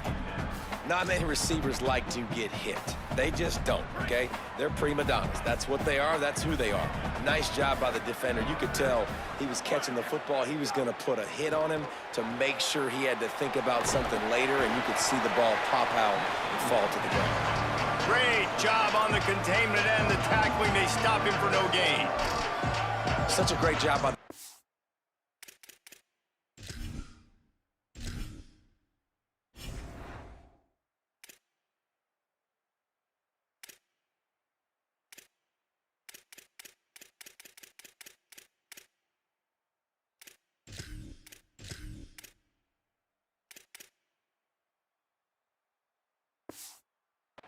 winning on early downs. What does that mean? Now it means third and long. Third and long, now I go to dime packages, to nickel packages. I'm taking linebackers off the field and bringing on DBs to really cover more guys and have more speed on the field. They've got to come up with a big play on this third and long. Looking to throw, it's Reese. Trying to make magic with his feet. They'll get the first down. It's spotted on the 49. And that's the extra feel you get with this dude. I mean, unbelievable job dropping back to pass, but understanding third down, I can get it right now. I got a little bit of space right up the middle, pulls it down, runs it straight ahead, and goes and gets the big third down conversion. Quarterback running on the draw. Short gain on the play before he slides. And it's not sexy, and it's not these long plays all the time. But this QB does such a good job of picking up 4 to 5 and making it where you're always ahead of the sticks and just letting you know, we'll run it. We'll take advantage of this guy's speed, and we're going to make you. Here's a little room there. They knock him down, but he's got enough to get it across the line and pick up the first down. Well, the defense is on their heels right now. They're going to have to find a way to stop this guy. When he's got a head of steam, boy, he is hard to bring down. Eastern Michigan has it and a fresh set of downs.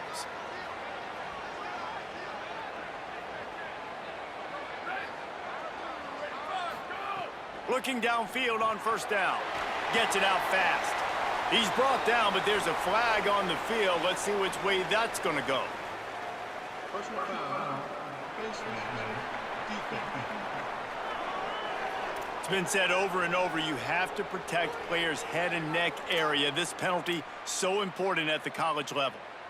3 yards, first down for the offense after that penalty. The run inside, it's Blue. They make the stop after a pickup of 3, balls at the 18.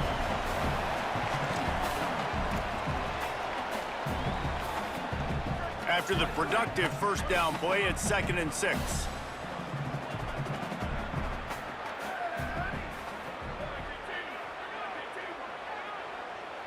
Dropping back, it's Reese. Using the quick game. They make the stop, but not before he sets them up with a 1st and goal from the 10. That's just a very easy, comfortable throw for the quarterback. He knows he has his big target, the tight end, running across the field on the drag. Nice play. Looking to throw on first down. Got his man out of the backfield. They'll mark him down at the 2. The excellent execution on that throw and catch. The offense trying to throw it there quickly down close to the goal line. Nice job by the defense tackling the catch. And after the really good gain on first down, they'll try to finish it off on 2nd and goal. QB draw. He's got it down to the 1-yard line right on the doorstep of pay dirt. And this defense sold out for the run. I love it. Physical, downhill, second and goal. Nice job getting the stop, forcing the third down. They keep nudging it closer, but now it's third and goal from the 1. Push forward on the sneak. Sneak gets it done. This is like having an extra running back in your backfield. This quarterback is magic. When he decides to keep the football, he can make people look absolutely silly. He shows you on that play. Getting set for the point after.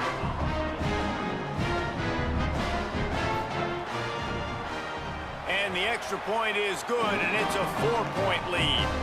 75 yards on the touchdown drive, and it was finished off with the quarterback sneak.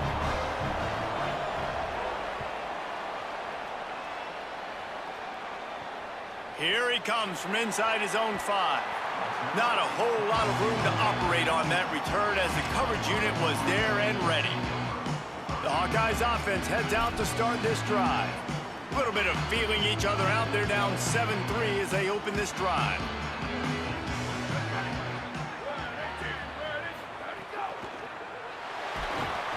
And the quarterback goes down at the 11-yard line. And that's absolutely going to be one of the keys to this football game. Keep the rabbit in the cage, man. Don't let him get outside that pocket, start bouncing out wide. That's where he'll do a lot of his damage with all that speed. That is a big key for this defense. Great job here early in the football game.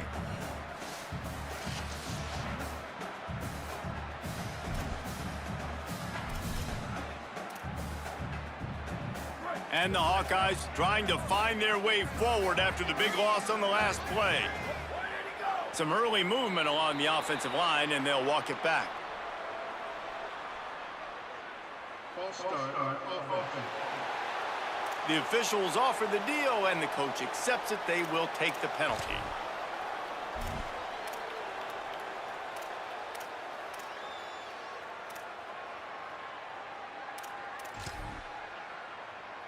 And just some general sloppiness from the offense with a false start will back them up 5 at 2nd and long. Running inside, it's Phillips.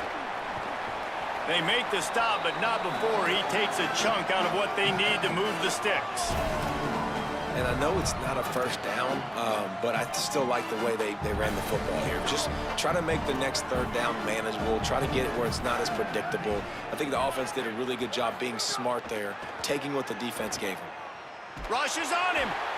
They got him. Great pressure by this defense. What a nice answer by this defense. You give up the big play, you respond right back. You get the sack, create some momentum for your side. Nice job by this defense staying with it.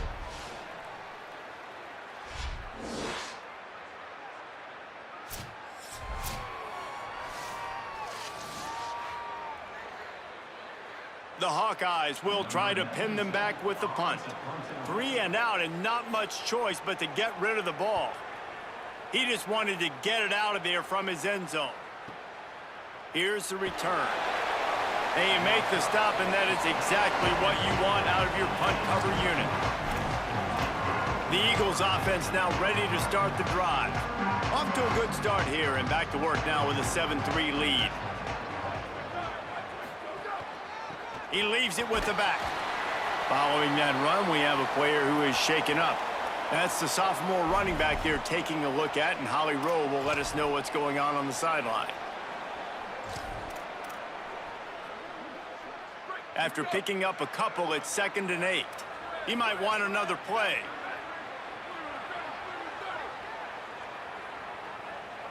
Back to throw, it's Reese. And it'll be incomplete. This defense is physical in pass deep.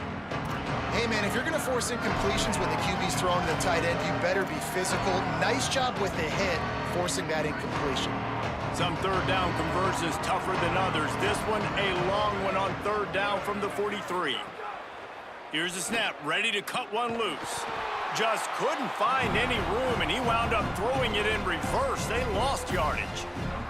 Eastern Michigan will be forced to punt. They'll have to punt for the first time this afternoon. And it looks as if this one's going to carry into the end zone for a touchback. Iowa has it back on offense, hoping to ride the wave to the end zone. They really didn't move the ball at all the last time they had it, and hoping for better fortune this time around. Nowhere to go on that one. It'll bring up 2nd and 10. Linebackers in today's football, obviously, guys have gotten smaller. They got to play in space more, cover fast guys out on the perimeter. But how about this linebacker coming downhill and making a physical tackle in the hole? Grabbed behind the line. It's Parker. He is stopped behind the line of scrimmage. They'll lose yards on that one. He was not fooled on that one. You know, a lot of times you want to buy space, and you throw this route really when it's off coverage. But you can tell the cornerback was up, ready to come, pounce on that screen, and get the tackle for a loss. Here's a heat. And a missed opportunity on 3rd down as the defense knocks it free, and 4th down is coming up. And the Hawkeyes will line up to punt it away. This will be the 2nd time they've had to kick it away.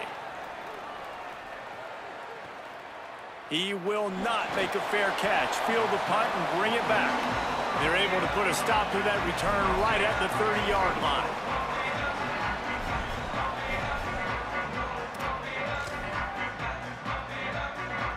They'll crank up this drive from the 30-yard line. Keeping it on the ground inside. It's Blue.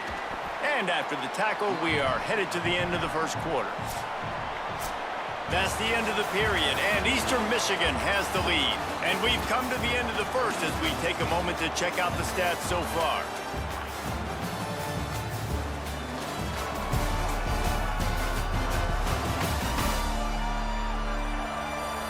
Heading in the opposite directions now as we crank it up in the 2nd.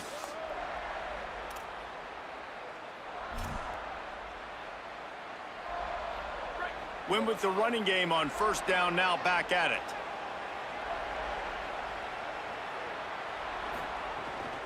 They'll keep it on the ground. Makes it past the marker. Really good job by everybody there. Well blocked, good run, and a 1st down. Here's this offense with a fresh set of downs.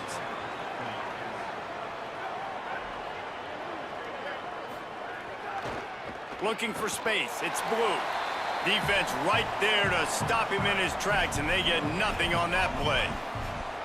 Well, they want to come out and try to get the run game established, but up front defensively, they made a play. They gave up nothing on that one. Got to find some breathing room if you're going to establish yourself on the ground, and there wasn't any that time. Yeah, Reese, I wonder now if this offense is maybe going to try to get to the perimeter of the field and see if they can use their speed to hurt this defense.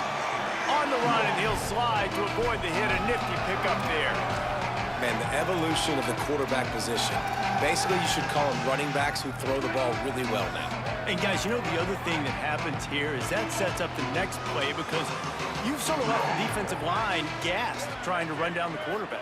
Oh, you got to be in shape, chasing him around all day on design runs, on scrambles, and, you know, it's just, and the +1 advantage you get by having that guy. It's so hard to defend. Well, it's 3rd and short. They're throwing for it. They just can't come up with that one. Setting up a big decision now for the head coach on 4th down. Quarterback decides, let's think this 4th down play over, and he calls a timeout. And they'll have 2 left to work with here in the 1st half.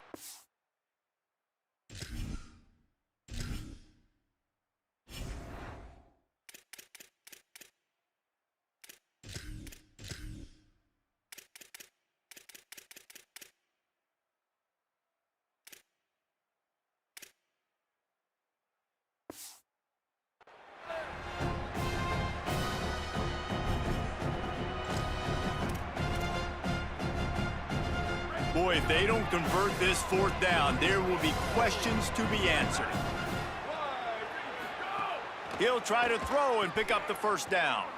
Will not get there. A 4th down stop. Great coverage on that 4th down play. Nice job blanketing the receiver out wide. The defense, you could tell, they knew they were going for it. They had a game plan. They get the big stop and turn it over to their offense. 7-yard pickup on that one is now 2nd and 3.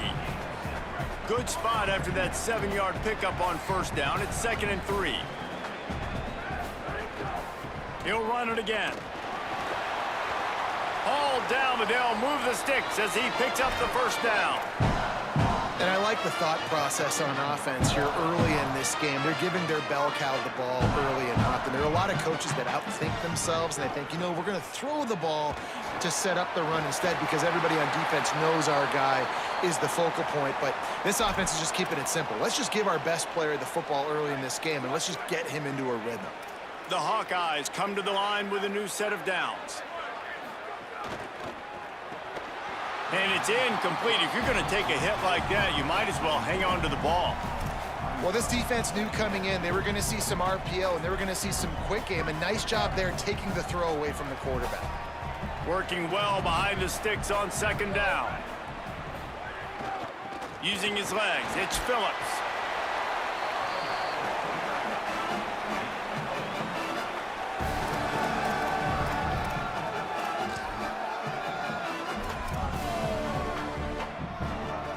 They've moved it to the 25, but now facing a 3rd and long. From the gun, wants to pass. Quarterback strolling away from heat. That will be enough to move the chains and give them a first down in the red zone at the 14. You have got to have pass rushing lane integrity when you face this quarterback. On 3rd down, someone gets out of his gap right up the middle. It's easy for the quarterback to see. He just tucks it and takes off and picks up the first down. Tell you what, that was a lightning fast decision. You could tell he knew what he wanted to do right away, makes the decision, but maybe his footwork wasn't a little bit good and the pass wasn't where he wanted to put that thing. I know that. Keeps it on the option. He's tackled right at the 10-yard line, and they're trying to cash in on this drive. Well, not much the defense could do there. The defensive end crashed down thinking the running back had it, but nice job of the ball handling there by the QB. Just trying to avoid negative plays, continue to put stress on the defense. That's what he does there. And that's a play this guy can run in his sleep, too. They rep this over and over and over. It's like clockwork for this guy. The defense is there, and a great job to keep him from getting to that first down marker. He's hard to get a handle on. It'll be 4th and short. And this defense did exactly what they wanted to do. You force the passing situations. Now what do? Now you can drop back, play pass. And when the quarterback scrambles, now I just rally to the football. I tackle him on the ground. Caught. He's got enough for the first down, and they roll the dice and convert to keep this drive going. They'll stop the clock to have a look at the injured Hawkeye. That is the senior offensive lineman who's shaken up. Holly Rowe will check on his condition. And the Hawkeyes have it in scoring position on 1st and goal. They'll try to get it in with the run. He works his way ever closer all the way down to the 1-yard line. Looking for just 1 more yard. It's 2nd and goal. They'll move the wide receiver. They go right back to their man on 2nd and goal. He will not get there as the defense stops him again. Let's see what the offense dials up on 3rd and goal. Trying to save time on defense, they use their 2nd timeout. They're down to 1 timeout left in the half. After getting absolutely nowhere on 2nd down, they'll try it again on 3rd and goal. They'll try to run it in. Did not get an inch. This defense digging in, and it's 4th and goal. They've converted on 4th down once, but here's the big one. 4th and goal. He's looking to throw. Touchdown, Iowa! Right on the money, and he makes the grab in the end zone. And I like the decision to go for it, and I think a lot of people probably thinking this close to the goal line, 4th and goal, are they going to power it in? Nice job. They had this play ready. They go with the pass. Nice throw, nice catch, huge job and huge execution on 4th down. Ready to try the point after. And the extra point gives them a 3-point lead at 10-7. That is what they mean when they say ball control, a 14-play touchdown drive. It was capped off by a 1-yard touchdown pass. On the move from inside his 5. Just able to get out to the 18-yard line on the return before he stopped. Eastern Michigan has it back as the Eagle offense returns to the field. To the air, it's Reese. Swings it out to his running back. There he goes. He'll be forced out of bounds at the 28-yard line as this offense tries to mount a drive. One of the things you love about this running back is not only can he run between the tackles, but he's also a weapon in this offense catching the football. Tries to do it himself on the draw. And he gets it up to the 36. It'll be a first down.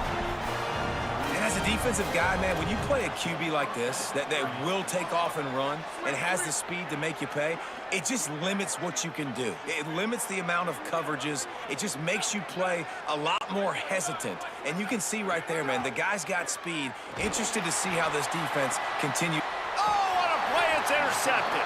Not a lot on the return, but they can live with that as they've got it at the 49.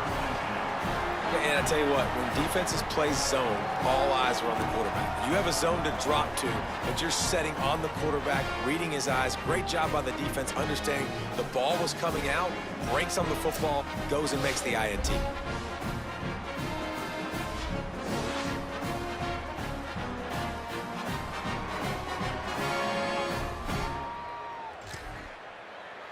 And here comes the Iowa offense ready to go to work.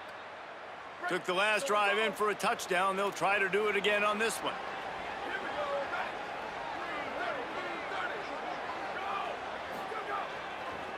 They'll go to the counter. Surged ahead for a couple there. It'll be 2nd and 8. And the defense doing a great job committing to the run. When you commit to the run like this, obviously you can give up some plays in the passing game, but you got to stop the run first. They'll run play action. Here comes the heat.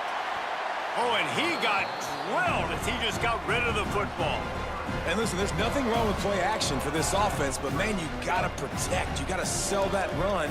And if the quarterback's going to do that, he needs his guys up front to give him a little bit more time to maybe take those shots down the field and make some big plays for this offense. 3rd and long situations are really hard to convert. The defense knows it's going to be passed. The pass rushers are getting upfield. You're under pressure. You don't have timing. And as a result now, 4th down. And they won't be able to down it. It goes into the end zone for a touchback. Eastern Michigan takes over as the offense heads to the field. Last drive ended with a pick, but you still have to attack through the air.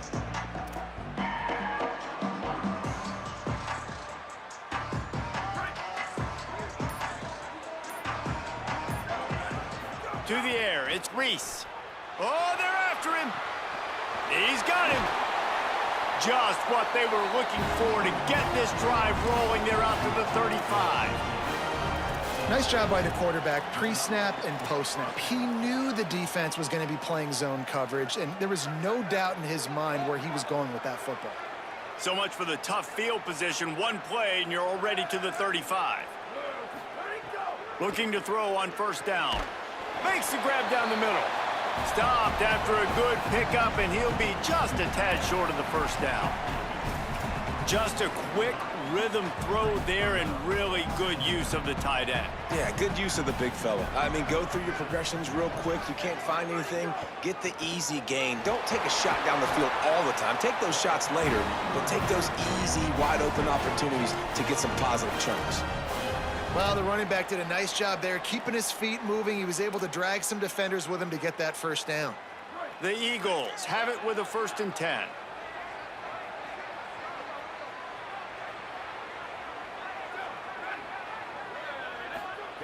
This time he wants to throw.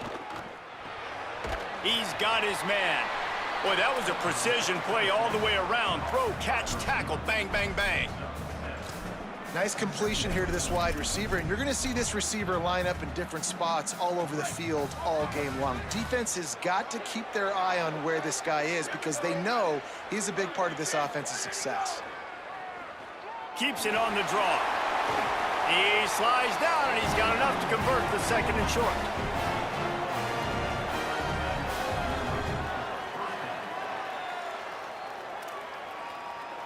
The clock has reached the 2-minute mark, and they have a chance to at least cut into this lead before the break.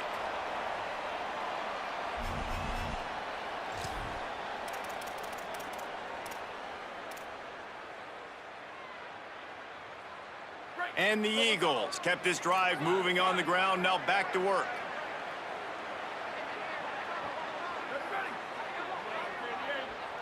Looking to throw, it's Reese. Quickly out to the tight end. Across the 25, he's got room. They bring him down, but the big play will move the sticks. And you've really seen the evolutions of tight ends, man. These guys are no longer just big bodies that block like the extension of the offensive line.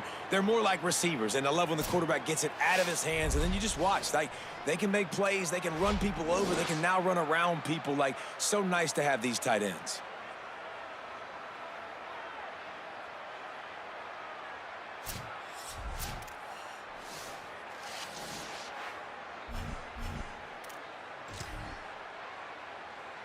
The Eagles go back to work after moving the chains through the air. Looking to pass inside the red zone. Caught behind the line. It's Blue. He hauled that one in and got it down to the 15-yard line.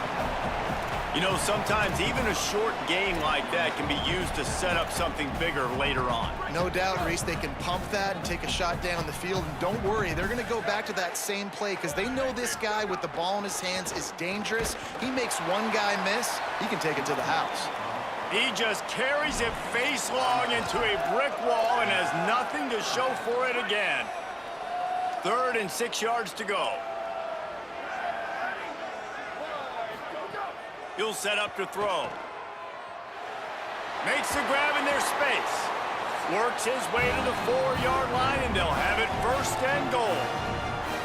The Hawkeyes call a timeout. It's their first. They'll have 2 left to work with before the half.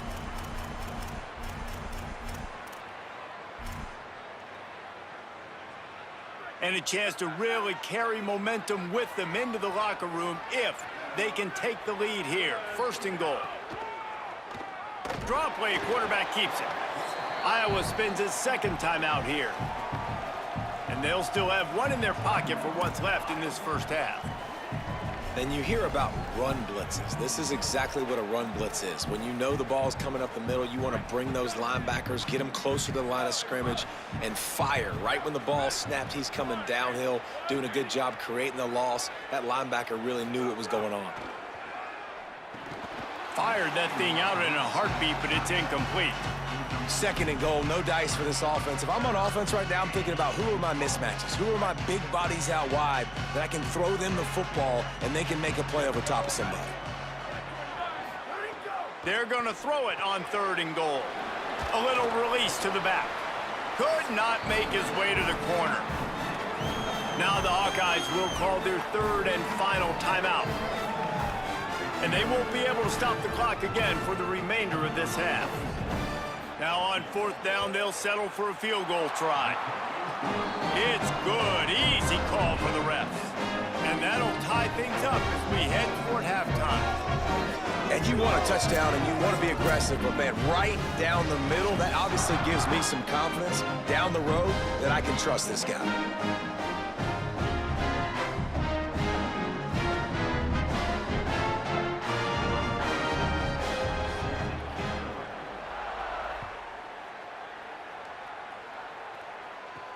And he takes this from inside the 5. He was looking for more running room, but none to be found as he stopped at the 23. Here we go. They'll try to get something on the board here in the final minute of the first half. The run inside. It's Phillips. Picks up the 1st down. All the way out to the 38-yard line. It's a gain of 15. The Hawkeyes moving quickly to the line. The defense has got to be more physical up front. Don't let them have those running lanes, those holes to break off a nice run, get a 1st down. And here's the thing, you better reload quick because they're right back on the line to call another play. So now it's 2nd and long.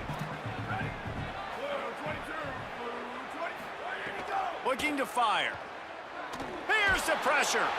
And he got smacked just as he released the pass. It's incomplete. It'll be 3rd and long.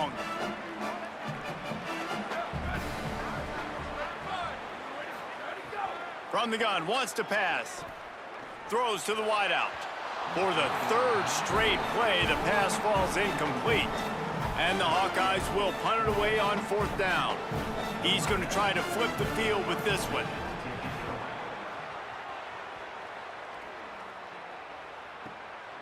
Wants to bring it back. Really explosive when he gets his hands on the ball, and he found a couple of crevices and made a nice game before being run out of bounds. Eastern Michigan's offense takes the field to get this drive started. Always good to get points on a drive, David, but chip shot field goals can leave you a little empty. And I think it's great to get points, but the great teams get touchdowns in the red area. You got to get out there this time and execute a little better on this drive. You're absolutely right, David. Generally, the best red zone offenses are the ones that run the ball the best. So let's see if they can be a little bit more physical on this drive. They go right back to him. Got enough for the first. They'll knock him down, and that'll take us to halftime. Halftime as both teams head into the locker room. We're looking forward to a terrific second half, but before that, let's check in with Kevin Connors.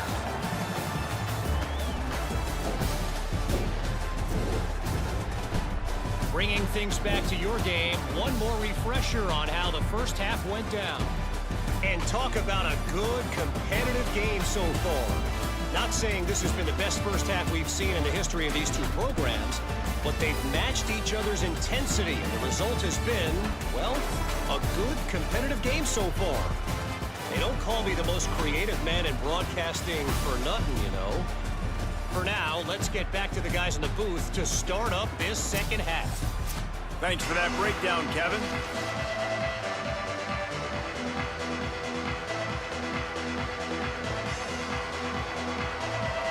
The Hawkeyes will boot it away to start the second half.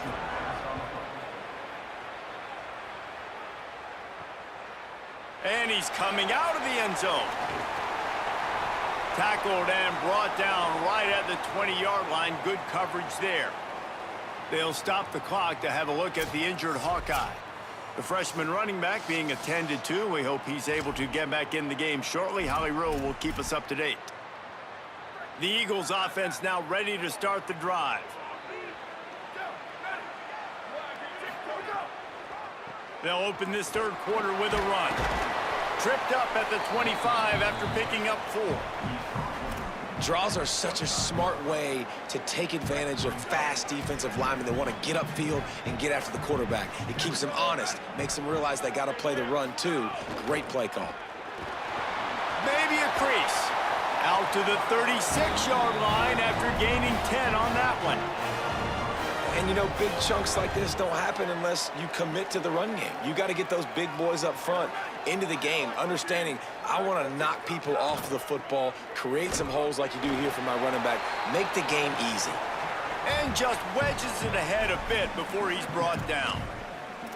Well, the defense blitzed on that last run, but it was the big fella on the inside that made the stop and made the play. Great job flying out of his stance, locating where the football was, and getting to the ball carrier.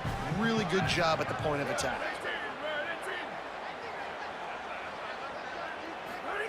They'll switch it up here and look to throw. Finds his big tight end. And that completion good for a short game, but they still have some work to do to pick up the first down. Well, a nice completion there, finding the tight end. And what's so beautiful about that is while they didn't get the first, they were able to pick up enough yards now to make the third down manageable, really putting this offense in a good position. On third and short, they'll go to the power running game. That'll be enough to move the sticks and give Eastern Michigan a first down. That has got to be so demoralizing for the defense. You haven't been able to stop this guy all game long. And here on third down, they're handing it off to him anyway because they don't think you can stop him. This defense right now, you see a lot of people hanging their heads a little bit because they're not playing with tons of confidence. That's a really good job by the defense, wrapping them up, getting them on the ground, take away that run game, make them one-dimensional, put them in passing situations. Really good job by the defense. Caught in the backfield, it's Blue. He makes the stop almost as soon as he catches it, and they're short of the first down. It's a really nice job by the cornerback playing with his eyes. He sees the running back release out of the backfield, sees him get the ball, and this guy's tough. You know, there are a lot of corners out there that would try to submarine these rig running backs, and then they get hurdled. Not this guy. Good job getting the tackle, getting him on the ground.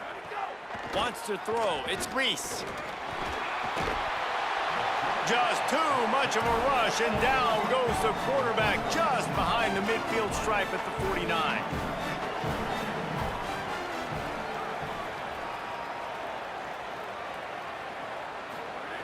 On 4th down, they're taking to the air. Breaks the tackle. And they get him down short of the first down marker. Great job by the defense there. They were not caught off guard in that situation on the field. This offense might decide to go for it on 4th down. They're going to make the play. Their offense now takes over. And if I'm the play caller here, I am taking a shot in a sudden change situation. Let me see if I can throw one deep and make this team pay for not getting that 4th down.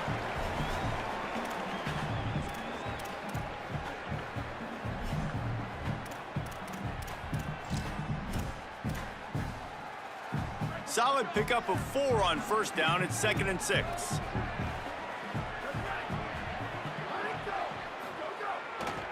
The give to the back. And a decent gain there before the defense makes a stop. And the Hawkeyes come to the line on 3rd and short, looking to keep the drive moving. He'll do it himself on the draw. What a tackle in the backfield. He'll lose 6 on the play. The punt team makes its way onto the field. They may have to pay him overtime. He's punting for the 5th time today. You'd think they would have had a good chance to down that one deep, but the bounce carries it into the end zone for the touchback. Eastern Michigan has it back as the Eagle offense returns to the field. And points have been hard to come by in this one. They'll try to put together a drive. On the move. They didn't get a push at all on that one. It'll be no gain on the play.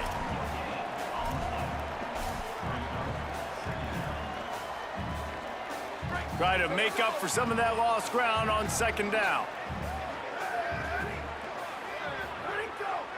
And here's a fumble way behind the line. Touchdown, Hawkeyes! This defense making a big play and putting it in the end zone. There is nothing better than watching a big boy do what he was born to do. Ball on the turf, the big fella scoops it up, and Palmer, thank God he didn't have to go far. You know what? The thing I love about this too, David, is he never quit on the play. He pursued it, showed great effort. He was Johnny on the spot, bounced right into his belly. They may want to put this guy on short yardage goal line because he has a nose for the end zone. And the extra point is true, and they're on top by 7. The scoop and score. What a lift it can give to the defense. Not content to get the ball. They wanted to do something with it, and they did. He'll start the return inside his 5. Really disciplined job by the coverage unit to get down there and make the stop at the 19. Eastern Michigan takes over as the offense heads to the field.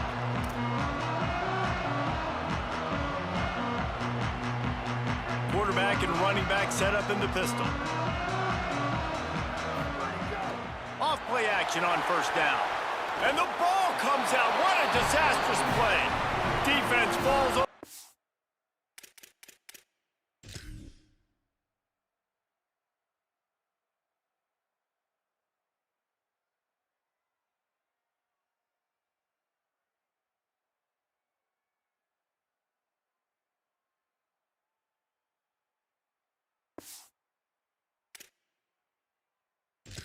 Going to be a turnover. Nice heads-up play by the defense to jump on that ball after it got popped out. This offense has it with really good field position. Using his legs, it's Phillips. Touchdown, Iowa! And they add 6 more to the board with that trip to the house. A quick strike, just as we expected. Yeah, and quick strikes are easy when you got such great field position. Obviously, when the offense starts in such a good spot, puts the defense in a bad position, and the offense takes advantage. And the extra point pushes the lead to 14. That's taking advantage of a golden opportunity set up with great field position, and they struck quickly for the touchdown.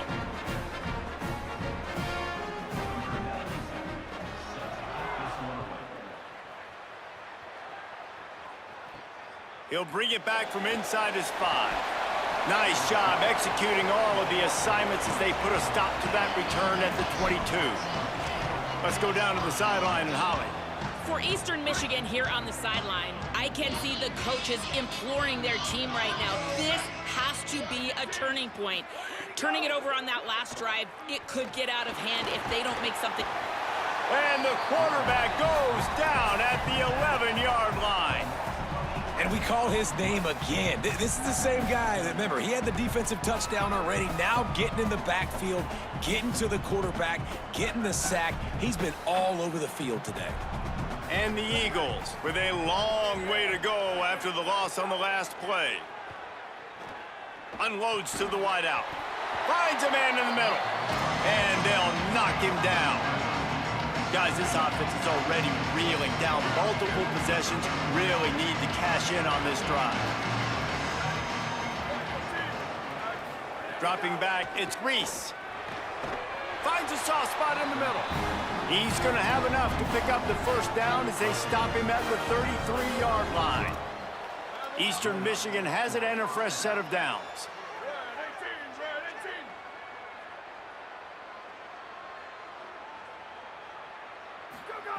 Wants to throw on first down. Pressure's there and he lets it go. Well, he didn't have a whole lot of time to get rid of that one. The defense was all over him right after the snap. No wonder that thing fell incomplete. Backed up now, here's 2nd and long. He wants to throw it again. Catch in the middle, it's Vincent. They make the stop, trying to pick up just a little bit at a time to get to that first down marker. 3rd and 4.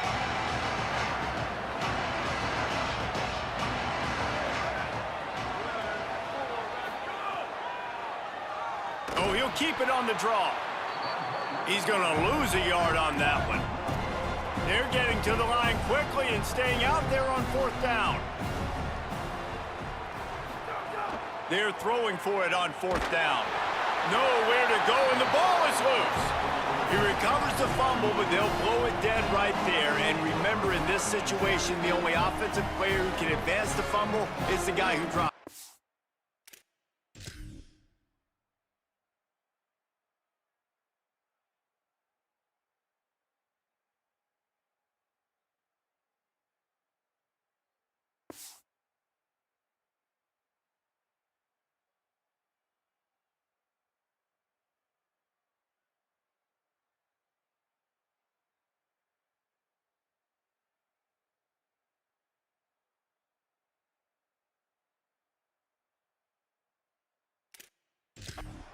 Iowa has the ball back on offense.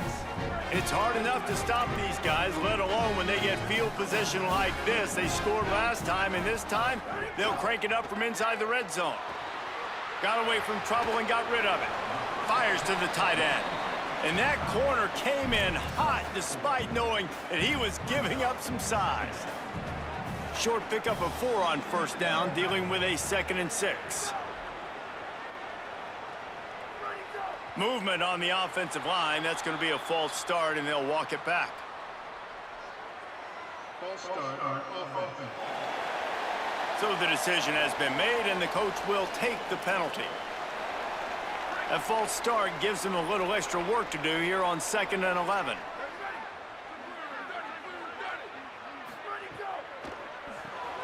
Finds the tight end, and the defense wrestles him to the ground.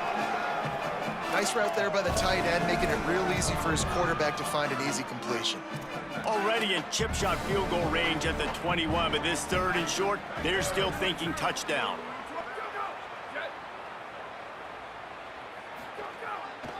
They'll try to move the chains on the ground. Got enough to move the sticks. First down from the 17. The Hawkeyes have pushed it inside the 20. They'll run it. It's Phillips. He's stopped at the 14-yard line, and they'll stay on the attack from there. It'll be 2nd down, and remember, they can pick up a first without scoring.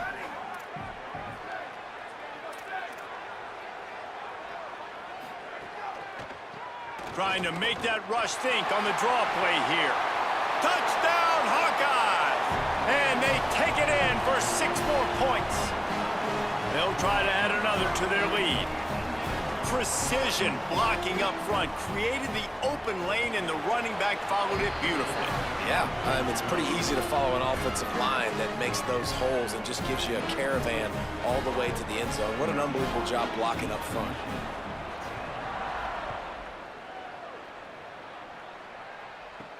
On the run from inside his own 5. He was looking for some running room, but not much to be found as he stopped at the 18. Eastern Michigan's offense takes the field to get this drive started. They're down by 21 points, but you get a touchdown here, and you do at least apply a little game pressure, Jesse. It's true. I think for them to get back in this one at this point now, they need the quarterback to play his best football. He's going to have to be good really pre-snap, David, making sure they're in the right looks, and he's got to be really good with his decision-making. He's got to be dialed in because defensively you're giving up points. So it's not like you have the luxury of your defense playing great. The offense is going to have to score and score pretty dang quickly. What will they dial up on 2nd and a long way to go? Looking downfield, it's Reese. Pocket breaking down. And down he goes. And this offensive line's got to do a better job. Man, you got to protect your quarterback. Listen, this offense is not playing great. They got to somehow find a way to start to get something together here in this second half.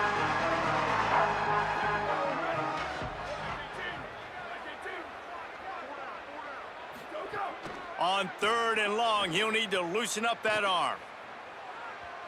And they can't hook up on the big play, and that brings up a 4th down. And you got to expect this offense to go for it again here on 4th down, right? Obviously trailing, we're in the second half, but we saw them try to go for it on 4th down early. Didn't have any success. They've got to dial up a better play here. Made a defender miss. He was working his way on the return toward midfield. They'll stop him at the 46. They'll be able to get off one more play before quarter's end.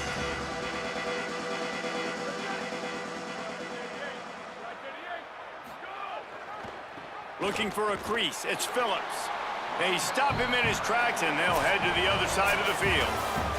We've come to the break, and Iowa has the lead. This has been utter domination through 3 quarters, and the stats will back that up.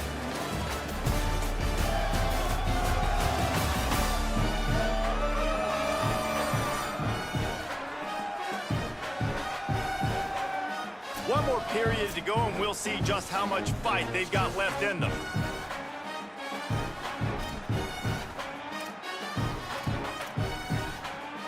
So the final period starts with a 2nd down play. Just feeds the running back. And I know you can play these late game situations differently, but I love when you just stay physical. You run the football, you preserve the lead, you got great field position, you're in a great position to salt this clock away and get a W. In the gun, looking to throw on 3rd down. And the heat gets home. They knock him down back at the 45. Well, that inside linebacker is a freak of nature for multiple reasons, and it's hard for a lot of these smaller running backs to have to pick him up in pass pro, not just because of his speed, but he's also big and strong.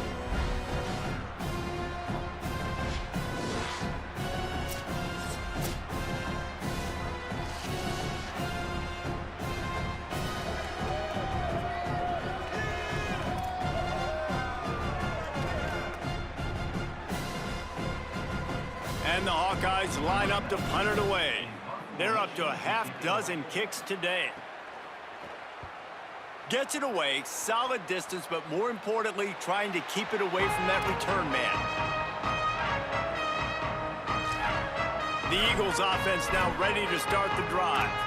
When the defense got the stop, they could have used a few more of those earlier. Still a big deficit here late. All wideouts, no backs. To the air, it's Reese. Under fire. Makes the grab.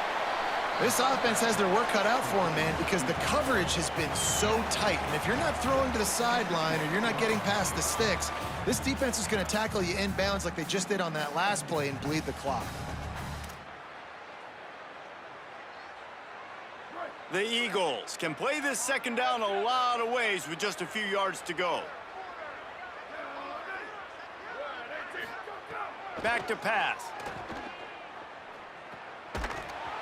And the pass is incomplete thanks to a big hit. You see an incompletion there. I think a big reason why this team is in such a hole right now in the fourth quarter is they have just not been able to find the explosive plays throwing the ball. And you got to wonder at this point, is it too little too late? Takes it from the gun on third down. Fires to the wideout.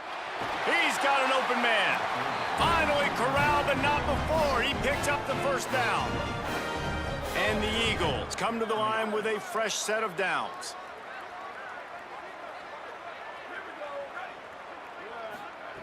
Wants to throw again.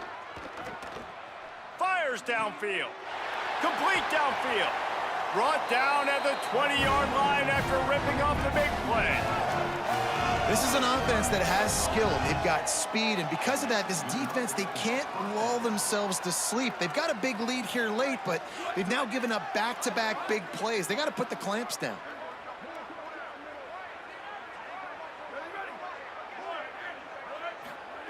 They've marched to the red zone, and here they go. And the defense makes a play, and they get the quarterback down at the 26.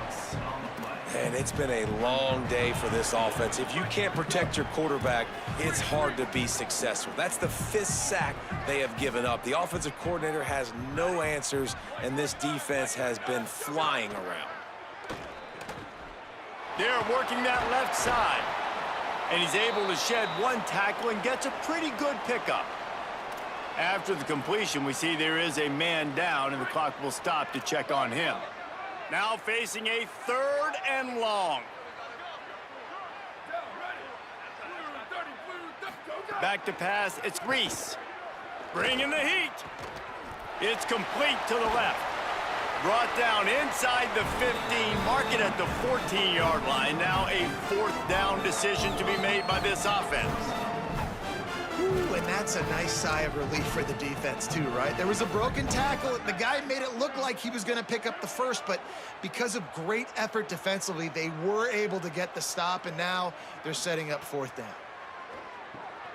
Finds him out of the backfield. And a sure tackle after the completion, and he stopped short. Man, aggressive play calls. Everybody wants you to be aggressive. They're aggressive. They take their shot. Now they got to live with a little bit of the consequences. They turn the football over on downs. Now their defense has to go out on the field and make some stops. Nowhere to go on that one. It'll bring up 2nd and 10. It's going to be tough sledding for the offense here. They're trying to ice this game by running the football and bleeding the clock. They've got a pretty good lead here late in the game, but the defense knows the run's coming, right? So they're going to be loading the line of scrimmage, getting stops like what they just did. Be interesting to see what the offense does on this next one. Weaves his way ahead and gets 5 out to the 18-yard line. And here's the mindset if you're on offense. 4th quarter, you've got a huge lead. Obviously, you're going to run the football, but just be aware of the clock. You don't want to snap it too quickly. You're probably just doing safe runs inside the tackles like you saw right there. You just got to execute. You got to be aware, but you've got this game in hand so long as you don't turn it over. Keeps looking downfield. And he converts on 3rd down as he gets it out to the 26. You got to be impressed with the quarterback on that last play because he's already been sacked a ton of times in this game. He knows he does not have a lot of time to survey the field, get through his progression. So as soon as he feels a lane to take off and run, he's going to take it. And a really nice job that time, showing off the athleticism and picking up the first down. The officials offer the deal, and the coach accepts it. They will take the penalty. You give away 5 like that, it's hard enough to make 1st downs. 1st and 15 here. Oh, he's got it. Finding some room. Nice pickup on the ground there, and they'll move the sticks with the 1st down. This guy's been special today. Coming into this one, they thought they had an opportunity really to get him going, running the football, and he has delivered. You've seen the speed, the vision, his ability to break tackles. Well over 100 rushing yards in this game, and that's why they have a nice lead here late. And I'll tell you what, it's really nice at this point in the game if you can lean on your run game. When you have the lead, you've got the football late in the game, you can chew that clock and start to really make that defense have a little bit of panic. The handoff, keep working on that clock. And he's stuffed by that big defensive tackle up front. This is an area of the game on offense you've got to be able to run the football well. You've got the lead in the fourth quarter, and obviously you're in your own end here, but you want to bleed the clock. You want to stay on the field and keep getting first down, so you have to be able to run it. They've got some work to do on this 3rd and long from the 40. From the gun, wants to pass. Floating away. Going to try to get it himself. He's not quite going to have enough. Picked up a couple on the play, and it'll be 4th down, and that takes us to the 2-minute timeout. The Hawkeyes will bring the punt team onto the field. He'll try to really get into this one. Oh, I don't know about this. Makes the catch at the goal line. And the punt team able to smack him to the ground. Eastern Michigan has it back as the Eagle offense returns to the field. But this offense needs something to feel good about. It hasn't been very productive today, Jesse. Well, I think it's just important they stay aggressive, try to throw the football, and just see what this quarterback can do here at the end of the game to build confidence for the next time they take the field. Yeah, and there hadn't been much good. Makes the catch, and he's free. He'll get it out to the 25, not bothered at all being backed up, and they've got a first down. Zone coverage means everybody's looking at the quarterback. So now, when I'm a wide receiver, I got to make sure I know I fit in the hole between these zones. I know where they're dropping to, and I know where I need to get to. Great job by the wide receiver finding that hole, and the quarterback throwing straight. Listen, his team's obviously down in this game, but it's not his fault. I mean, this guy showed up to play. He's been churning out big play after big play. Already over 100 yards rushing in this game. He's carrying his weight. He needs his buddies around him now to pick up the slack a little bit and help get this team back in the game. He's going to run it. QB got it himself. They finally make the stop, and he shows why he is dangerous on the run, too, and he's got a first down. He can throw it. He can buy time. He can run it. What can't he do? This guy's so talented. When he does stuff like this, there's no way to stop it. There's no way to coach a defense up against this. He's just really fast, and I can't catch him. Well, the interesting thing about a run here trailing late is the defense isn't expecting it. That's the good news. Bad news, though, is you're still trailing. You need to score quickly, which means you need to be throwing the football right now. 6-yard pickup on first down leaves him with 2nd and 4. Looking for a man. It's Reese. Tight end finds a soft spot. All down, but he has enough to move the chains. Man, these plays are really, really simple. They're really easy to run. I like it. Just drop back as a quarterback, see the big fella, wait for him to get open, hit him, get a nice positive gain. To the air on first down. Pressure coming. Fires to the big fella. That's a really good tackle there, giving up some size and still making the play. Offense will use a timeout with 28 ticks remaining. You just get the feeling this defense is going to make it hard on them, right? They've got the lead, it's late, and they're going to try to tackle everybody inbounds. Offense is going to have to really work for this and be smart. You got to attack the sidelines. You got to throw first downs. You got to keep this thing moving vertically down the field. Makes the grab. Gets it inside the 5, down to the 4, and it'll be 1st and goal. Timeout called by the offense, 24 seconds left on the clock. Excellent throw by the quarterback. Found the window between the zones and then delivered the ball on time. Eastern Michigan will line up with a 1st and goal. Was to pass. Under fire. And that one's going to be over everybody's head and incomplete. And this is just one of those days, man, where everything has gone wrong, right? Like they just haven't been in a rhythm. They haven't got it going and never built the momentum. This is one of those days that you learn from, you try to grow from. A lot of things that we're going to show in the film room that people aren't going to like, but hopefully you can learn from it and do better next time. Bought a little time, lets it go. Touchdown, Eastern Michigan. They get it into the end zone to pay off that opportunity. And a nice touchdown, continuing to fight, continuing to play. This one, it's pretty much over. Down multiple possessions this late in the football game. It would take a miracle, but nice job by this offense continuing to fight, push the ball down the field, make plays.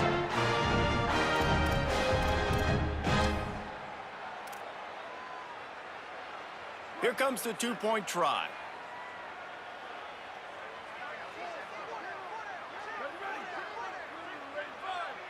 Looking downfield, it's Reese. Takes the easy throw in the flat. He gets the two-point conversion, and we have ourselves a 13-point game. Time is against them, still down by 2 scores, but they'll line up for the onside kick. Well, they got their hands team out there for a reason, and that's why in these situations you put receivers, tight ends, and dudes that can hold on to the football, knowing that, hey, all we got to do is recover this onside kick, and David, we win the game. And man, this is such a low percentage play, right? Like, it's so hard to kick an onside and actually have it bounce correctly and go right. You're right, they put the right players on the field. They didn't get the good bounce, and this one's over. You know, there's no real reason to panic, but if you think about it, when does panicking ever really help? But certainly this was a bitterly disappointing outcome. And you can look at a lot of different statistics, and I know we tend to overcomplicate college football these days, but guys, at the end of the day, it comes down to 2 very simple things. You can't turn the ball over, and you can't have penalties. You do those things, David, and it'll beat you every time. That's the difference between winning and losing. It's the small things, but find those things that you need to improve on, keep working on them, keep developing. Those things you do well, dude, let's do those. Let's do more of those things more consistently. It has been quite a season. Thanks for going on the ride with us on EA Sports College Football. For David Pollack, Jesse Palmer, and Holly Rowe, I'm Reese Davis. We'll see you next season.